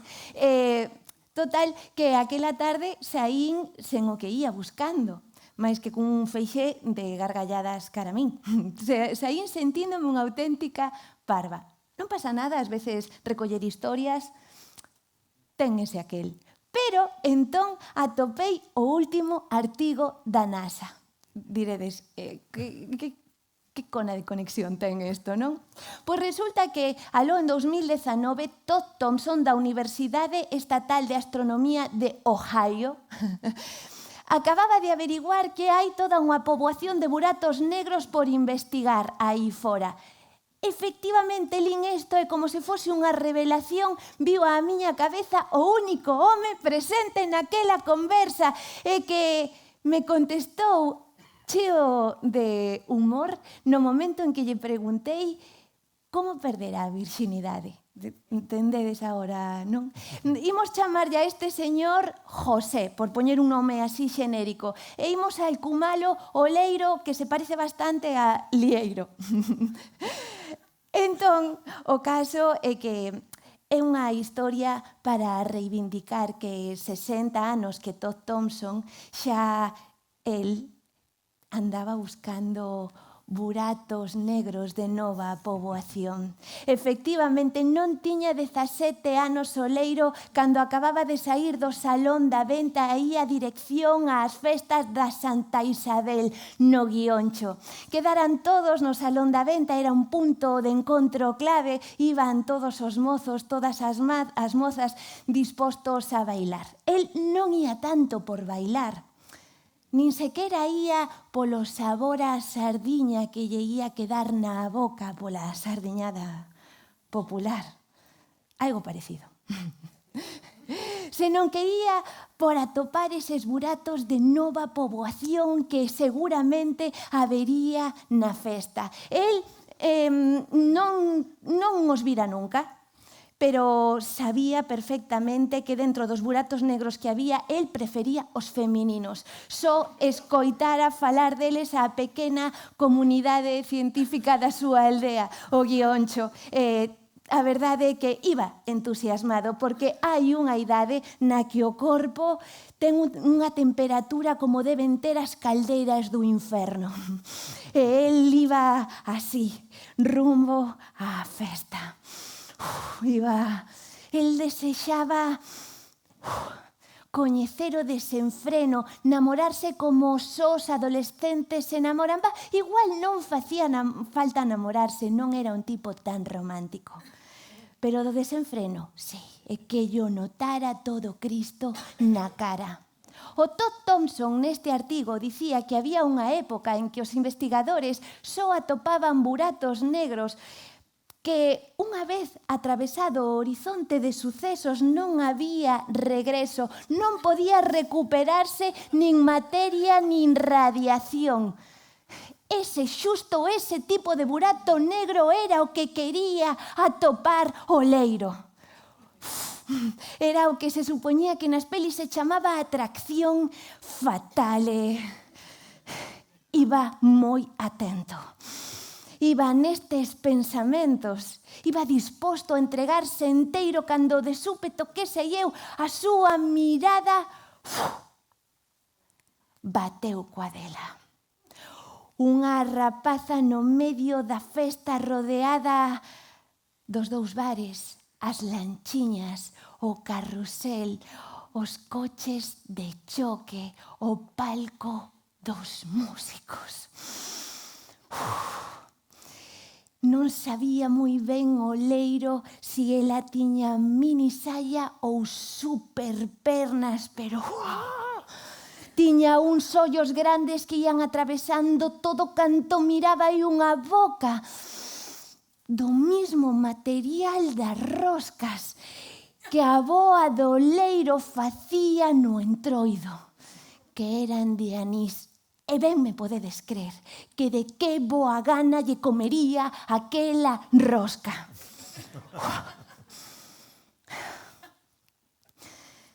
Eu non sei o leiro que pensou o vela. Probablemente que era estranxeira, pero a rapaza ser era de Portocelo.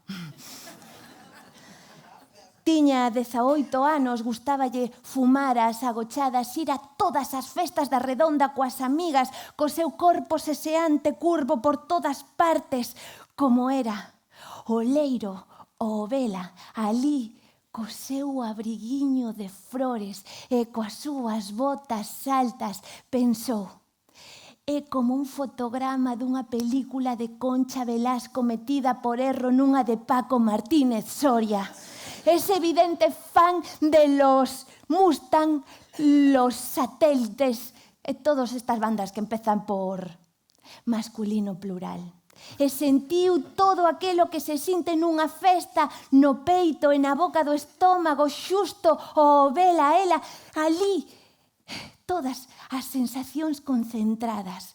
Sentiu a vertixe de cando vas nas lanchiñas, o mareo do carrusel, a adrenalina dos coches de choque. Sentiu ese que se che vai o corpo solo cando estás atendendo a orquestra. Sentiu a devoción cando vas na procesión da Santa Isabel.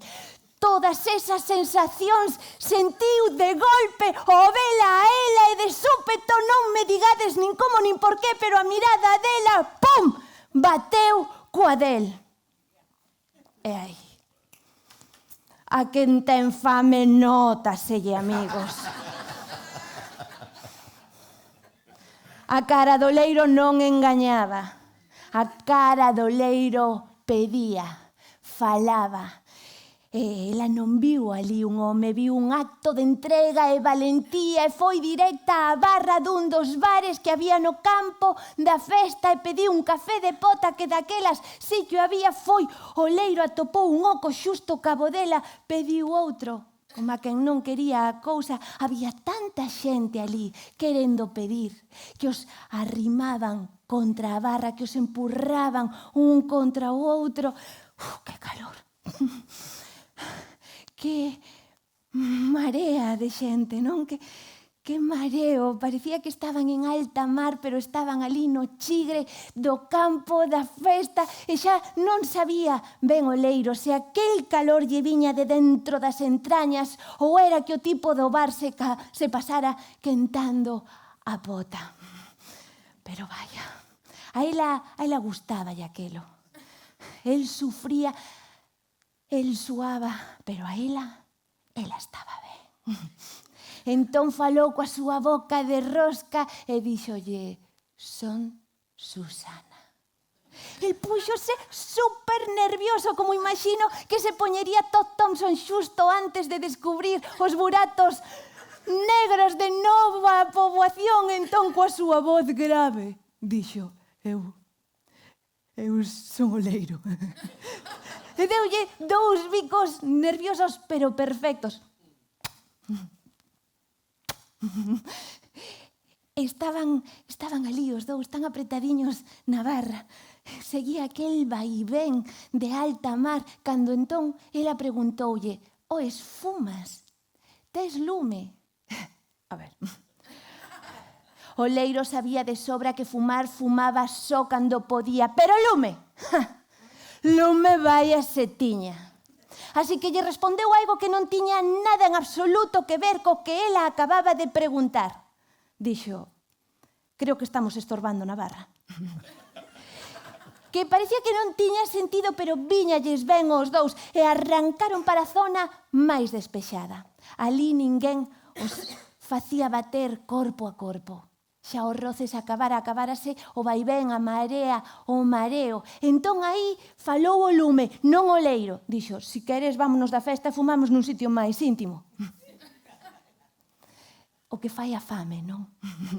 O sitio máis íntimo era o pendello dunha casa abandonada. Abandonada agora e hai máis de 10 anos tamén. E en canto chegaron, a rapaza meteulle a lingua ata a gorxa. El pensou que afogaba, pero estáballe gustando. Era como ser o prota dunha peli, pero sin velo de fora. A guía conducía ben. Non sabía que era o que tiña que facer agora, pero non lle preocupaba porque ela guiaba. Non quero, precisamente agora non, que nos esquezamos de Todd Thompson e o seu artigo sobre os buratos negros, porque dicía que había moitos astrónomos que non sabían localizar exactamente os buratos negros, que non sabían onde estaban. non sabían incluso que ferramentas empregar ou as que tiñan como utilizalas. E volvemos ao pendello. Aí estaban o Leiro e a Susana tan entregados a unha ao outro. Oh, como lles prestaba. El, o único que sabía era que nunca tan levedado tivera o asunto. Pero tampouco sabía moi ben que facer a continuación. Dedicábase a restregarllo a rapaza non por nada erótico, senón por ignorancia, porque non sabía que, como dicimos na Mariña, podía entrar na chousa. Entón, pois, podemos dicir que a Susana, máis que encenderlle o cigarro, encendeulle o puro. El ia pasándolle todo aquilo pola perna dereita, pola ingle. Rozoulle unha vez o burato, pero non se decatou. Foi pola perna esquerda, chegou ao xeonllo e da que subía e pasou polo monte de Venus e volveu baixar, volveu yo rozar e os... tampouco fixo nada ao respecto. A rapaza, que non camiñara tanto ata chegar a unha festa para nada, estaba pasando lentamente de pasar a estar quente a estar quente. Que non é igual. El veña... Ata que chegou o momento que cabine hinchada. Dixo, pero vamos a ver, o metesma ou non me metes? E aí o Leiro, recén metido a investigador de campo, descubriu dúas cousas que non son poucas para acabar de empezar. A primeira, que posibilidades ten un burato negro? Mesmo onde está, non? A segunda, que a Susana, quizáis, virxe non era. Todo isto, o Leiro contoumo diante da súa muller. A cabo de quen chegou xa convertido nun reputado investigador de campo e que estaba super orgullosa porque non tivera que pasar todo ese proceso tan lento de ter que aprenderlle a un home onde tocar. Entón, ela, pois, estaba contenta. Polo tanto, eu quero, xa que estamos acó na Casa da Cultura, quero reivindicar a figura de José Oleiro do Guioncho Lieiro, que 60 anos que Todd Thompson, profesor de astronomía de Ohio, xa descubriu que hai toda unha poboación de buratos negros por descubrir aí fora. E o máis importante, descubriu, habedes yo crer, que podedes ver as estrelas cunha chavala de Portocelo. Moitas gracias. Vou presentar o libro.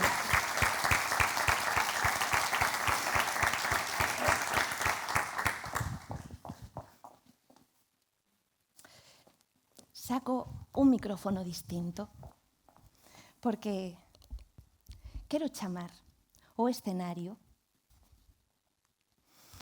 a unha persoa, voume poñer bota, a unha persoa cumpridora de soños. O de Cobo a Xunco é unha realidade pola seguinte persoa que vos presento. Dádelle un aplauso enorme a Dolores. Moitas grazas.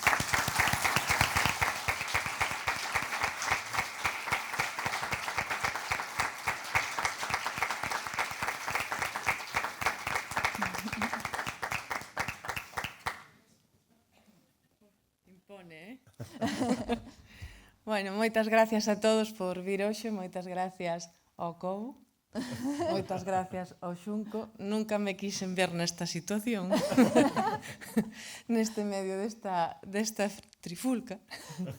Pero, bueno, hoxe queda claro aquí que estes dous ríos nace moi pretiño, como dixo Caxoto, pero decidiron os dous baixar por Cervo.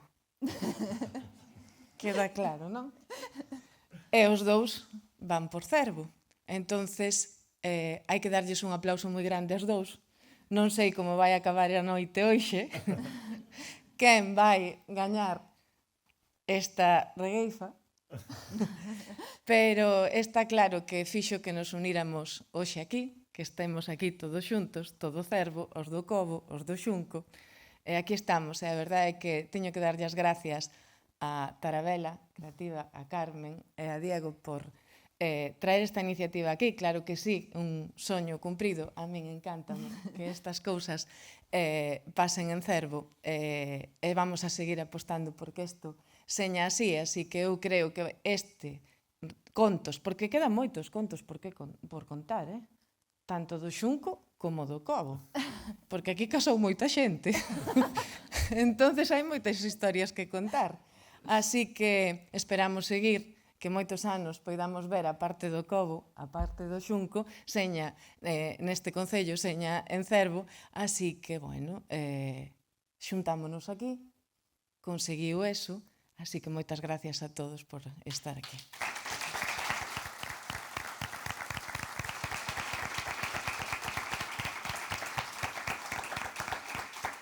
Moitas gracias a Caxoto, un bon representante do Xunco, moitas gracias Alba, e moitas gracias a Carmen, unha boa representante do Cobo, e tamén moitas gracias a Lupe. Así que, bueno, eu deixo aquí, voume para baixo, para min ganaron os dous, está claro, e gañamos todos os que fimos velos a eles. Así que moitas gracias.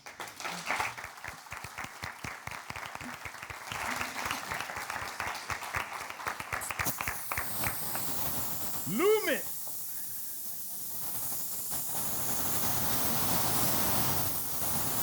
Querido público, agora este momento é clave. Chega o que eu chamo, pero a elas non lles gusta, a gran regueifa final. Este é un duelo a morte. Eu dixen que se deixen fluir, que era un chiste fácil.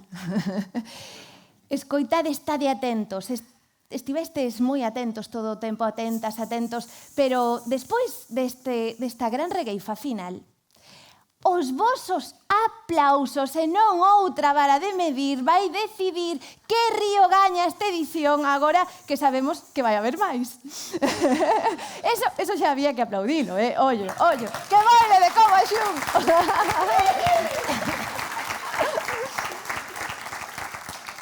Entón,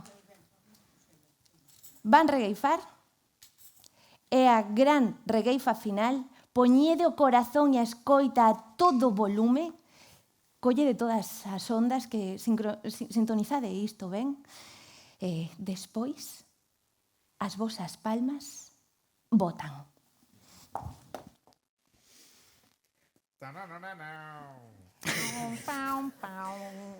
Vámonos de Cobo a Xunco, a verdade non ten perda, coma no conto de Viña que o Melia lía merda.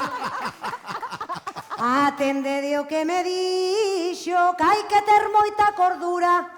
Creo que aquí o Xunco o seu non é a cultura. Estou afogando contigo, iso xa non o celebro. Aquí tedes luminarias e ali o burato negro. Ai, escoita o que dixo, xa o digo a bofé.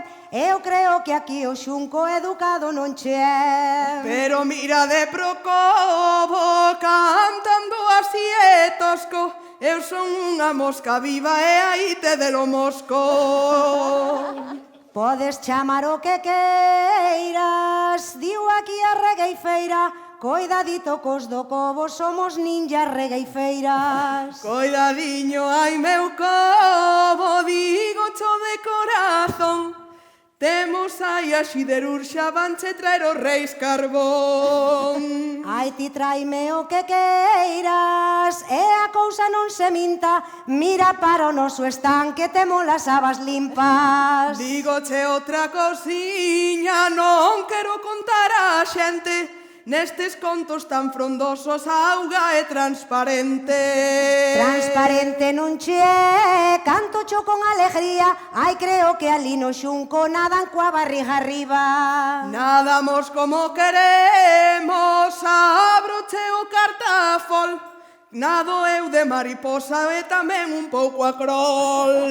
Ai, nada ti como queiras, que a gracia non é moita, o de nadar cara arriba eu dicío polas troitas. Ai, non che digo unha cousa, polo si ou polo non, eu nado a contracorrente, fago como un salmón. Pero que vas nadar ti, e a cousa ben se logra, mira delle ben pra pinta, esta non se ven a nora. Mira, outra cousa digo, que esta muller xa me acusa, eu teñoche os pés negros que veño da siderurxia.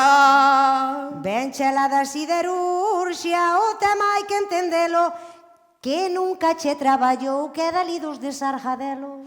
Eu traballei un pouquiño, ai, como non teñas presa, o que pasa é que un traballo moi sinxelo, son marquesa. Mira dese Lorchana, xa cho dixo de antemán, que ningunha figura troixo eche todo de cristal. Eu son como unha figura, co viño xa imos ver, hai que ter coidado con ele que se nos pode romper. Ai, aquí eu non me rompo, cada un sabe o que di, pero creo que hai un home que se está rindo de ti. Non o creo, ai meu cobo, levanto enseguida a voz, eu son como unha castaña, ti es unha simple noz.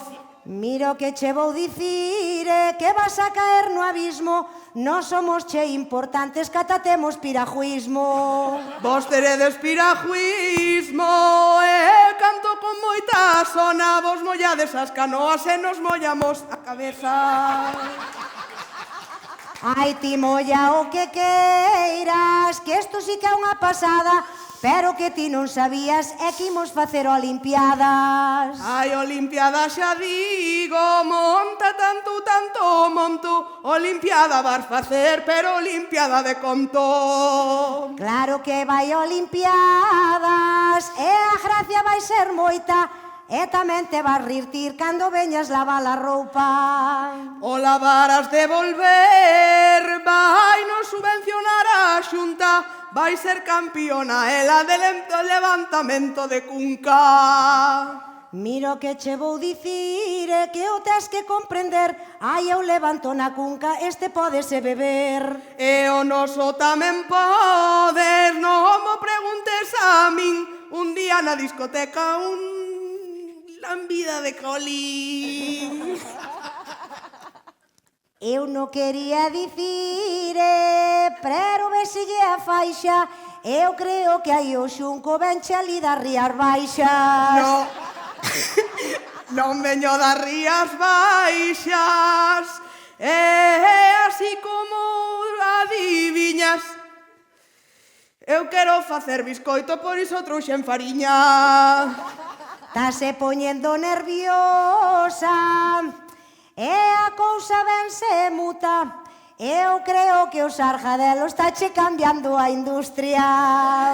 Eu estou cambiando a industria, non o digo eu por mal, son dunha industria brandiña, tú és da industria do metal. Eu son che dunha boa industria, e a cousa hai que contala, e creo que esta xente tamén debería coidala. Temos que coidalo todo, eu así xa non o explico, a narración oral e a industria dos bicos. Ai, xa lle ven a chulería, mira que a gracia non é moita, como vayas dese lado do checo de lavar a roupa. Ai, digoche outra cousiña, e outra cousa direi, tú serás a miña saia e eu serei o teu xersei. Tamén o vou a dicir, cada un sabe do seu, non sei se estaba nerviosa, a nerviosa xa son eu. Eu estou xa intentando, non quería decir nada, pero son como o xunco un pouquiño desviada. Eso a mí xa non me importa, cada un para o seu lado, a mí gústame a carne e a ti gustache o pescado. Eu son de sardiñas, digo, Toca iso que hai de coiro, non vai a ser compañeira que se convirtan en ouro. Ai, non sei se se converten, e a cousa é campal. Eu creo que aquí os ríos estamos en campaña electoral. É verdade, e os dous nacemos, chegamos á mesma meta, pero antes diso, Lupe, tócame a pandeireta. Ai, eu toco cho que queiras, este río xa se empeña, tocoche a pandeireta que che ten moitas ferreñas. Ai, ferreñas unha cousa, e voucho dicir así, para ferreñiñas, Lupe, a que teño eu aquí. Ai, non sei se tes ferreñas, por todo o que sentín, estas sí que son che boas, que non son do caolín.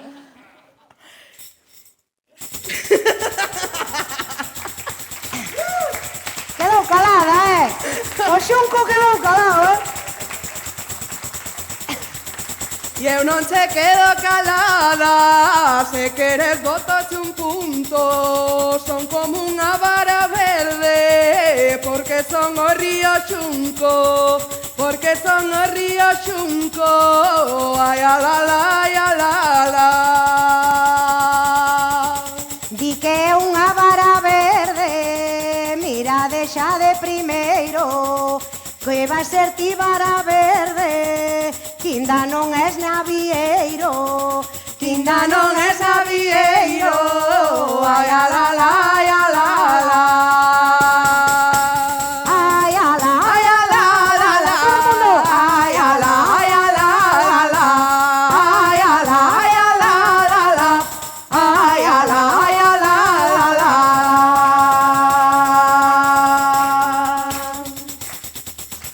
Eu estou aquí pensando, porque a cabeza non para. Eu noche son de bastón, eu sonche sempre de varas. Eu sonche sempre de varas. Ai, alala, ai, alala. Xa me dixo que de varas, xa vos dou eu esta pista. Eu creo que o río Xunco eche algo masoquista, eche algo masoquista. Ai, alala, ai, alala. Ai, ala, ai, alala. Ai, ala, ai, alala. Ai, ala, ai, alala. Ai, ala, ai, alala.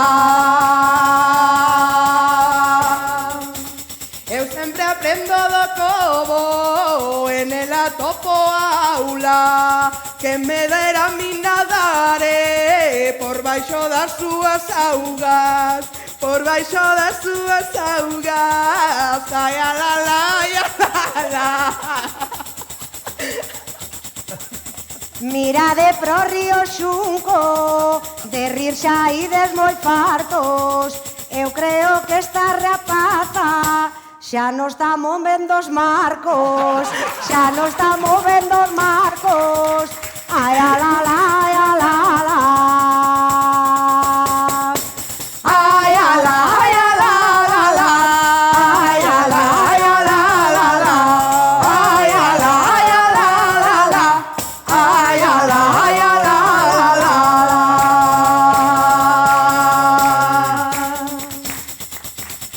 Estamos movendo os maricos, ponte aquí a miña beira. Se te dá medo unha xota, eu bailarei xa muiñeira, eu bailarei xa muiñeira.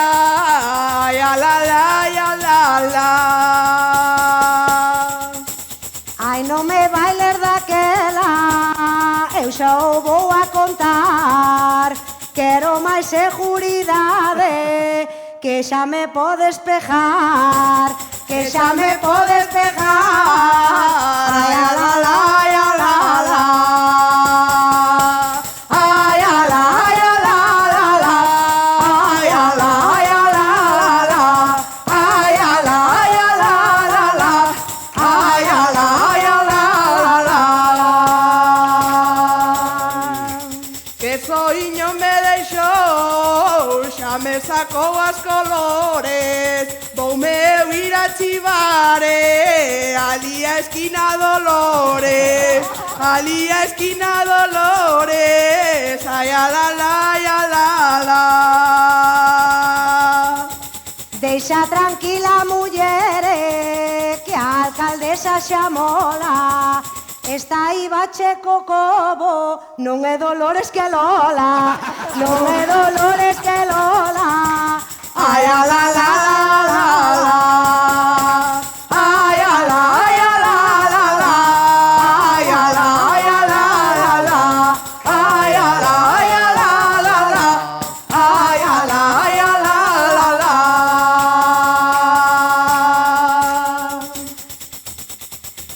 Xa se me acaban as forzas, pero seguir inda podo. Ai tedes o río Pijo, el chamaseo Jacobo, el chamaseo Jacobo, ai a la la, ai a la la. Di que lle marchan as forzas, decilo xa nos fai falta. Nos hasta che temos presa, está moi cheo de auga, está moi cheo de auga. Ai a la la, ai a la la. Ai a la, ai a la la la. Ai a la, ai a la la la. Ai a la, ai a la la la. Ai a la, ai a la la la.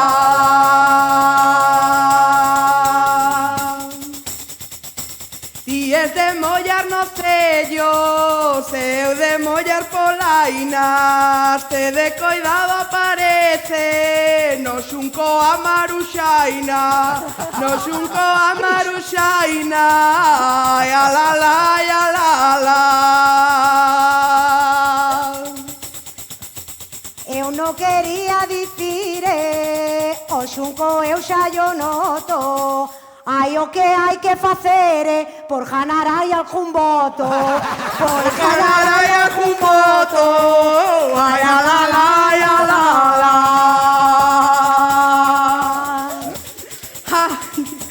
E seguirei xa cantando, cantando non son modernas. Quita dai que distraes, non me amose las pernas, non me amose las pernas. Ai a la la, ai a la la. Eu amo xocho que queiras e agora xa me dou conta. Levamos 4 seguidas e non fixemos a volta. E non fixemos a volta. Ai a la la, ai a la la. Ai a la, Ai a la la la. Ai a la, ai a la la la. Ai a la, ai a la la la. Ai a la, ai a la la la.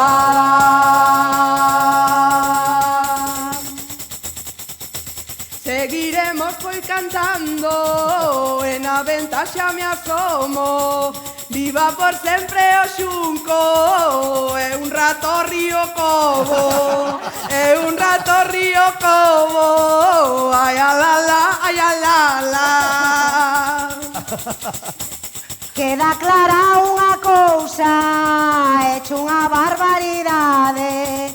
Eu creo que aquí no xunco non chai moita humildade, non chai moita humildade. Ai a la la, ai a la la. Ai a la, Ai a la la la. Ai a la, ai a la la la. Ai a la, ai a la la la. Ai a la, ai a la la la. Ai a la la la. Ai a la, ai a la la la. Ai a la, ai a la la la. Ai a la, ai a la la la.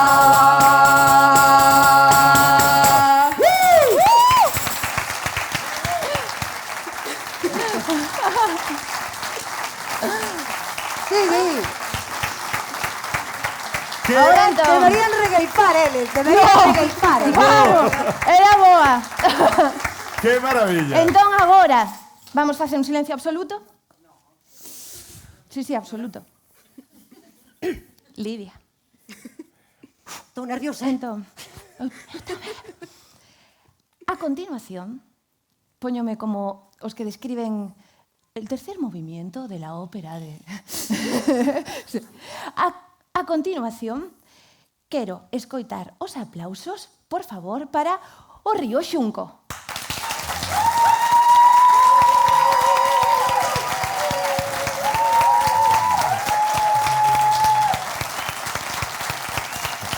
Seca a perna. Moi ben xogado. Facemos outro silencio. A continuación, imos escoitar os aplausos para o Río Cobo. A cosa jodida. Aí hai unha cousa.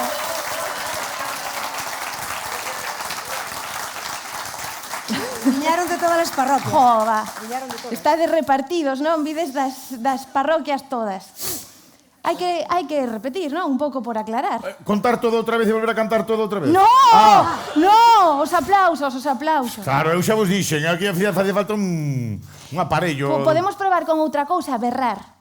Por exemplo, agora que Todo fagan xunto. Os do xunco, non? E un os do cobo, non? Vale. Está a cousa moi complicada, pero imos probar por este método. Que peguen un berro moi grande e prolongado, claro, para que podamos detectar os do cobo, non, os do xunco.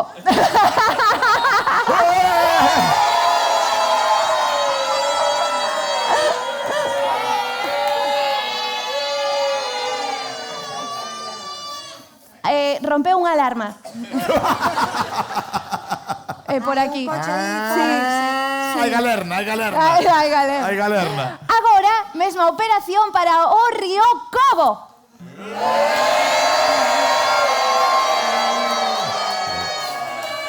Eu non me atrevería a dicir.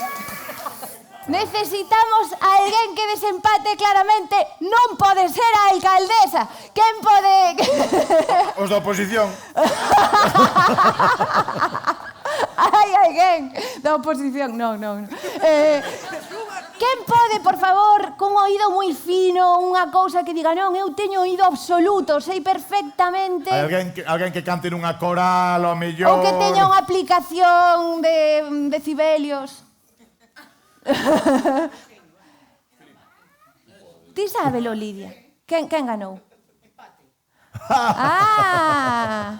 Non era mala idea.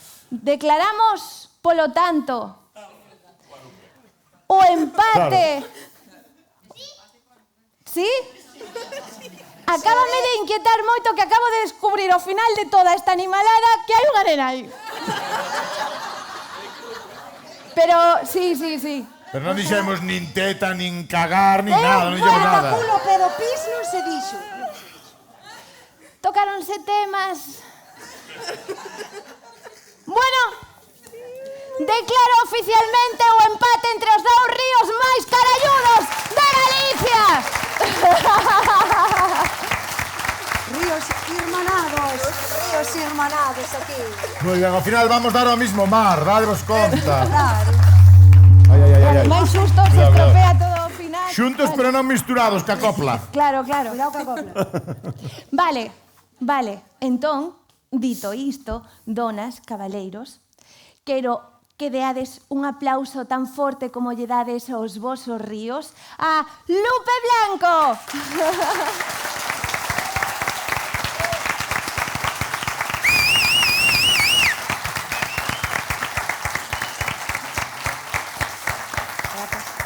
A Alba María.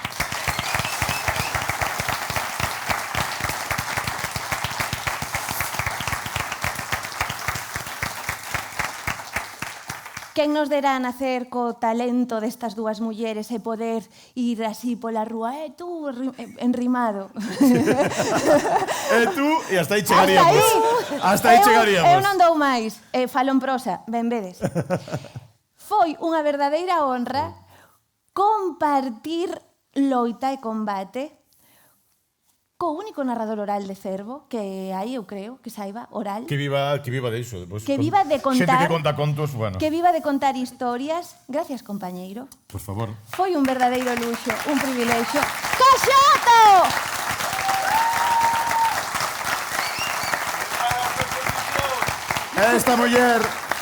Esta muller que leva vindo aquí desde os 80, desde que? Desde os 80... Desde 85. É daqui xa, Son, é daqui. son turista, eu É asumo daqui. que me vedes Ademais, como turista, non pasa nada. En que rúa vives?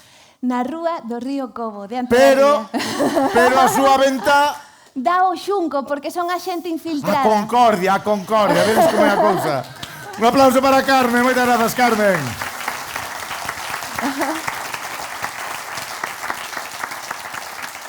Por favor, asociacións de Cervo, seguide traballando así por manter unida a comunidade pola veciñanza, pola cultura, as asociacións de mulleres, as mulleres rurais, as espalladoras, a asociación de veciños de Lieiro, a de Rúa, a da Senra, a asociación recreativa e cultural da Senra, a Airiños do Xunco. Onde están Airiños do Xunco? Non os vexo. Por aí. Están ali. A que me estou olvidando que vou de memoria? Trasbar, joder, Miguel, xa me fixen tan amiga túa que para min eres Miguel. A Asociación do Burgo de Trasbar. Sí, Alieiro xa o mencionei. Que? Para ser unha ama de casa, tes unha voz. Distinta. Grazas, veciñanza de Cervo, o ano que ven vémonos con máis contos e tamén vos imos querer escoitar a vos, quizáis. Quizás. Non sabemos. Claro. Por hoxe, rematamos por este ano o Festival de Narración Oral de Cobo a Xunco.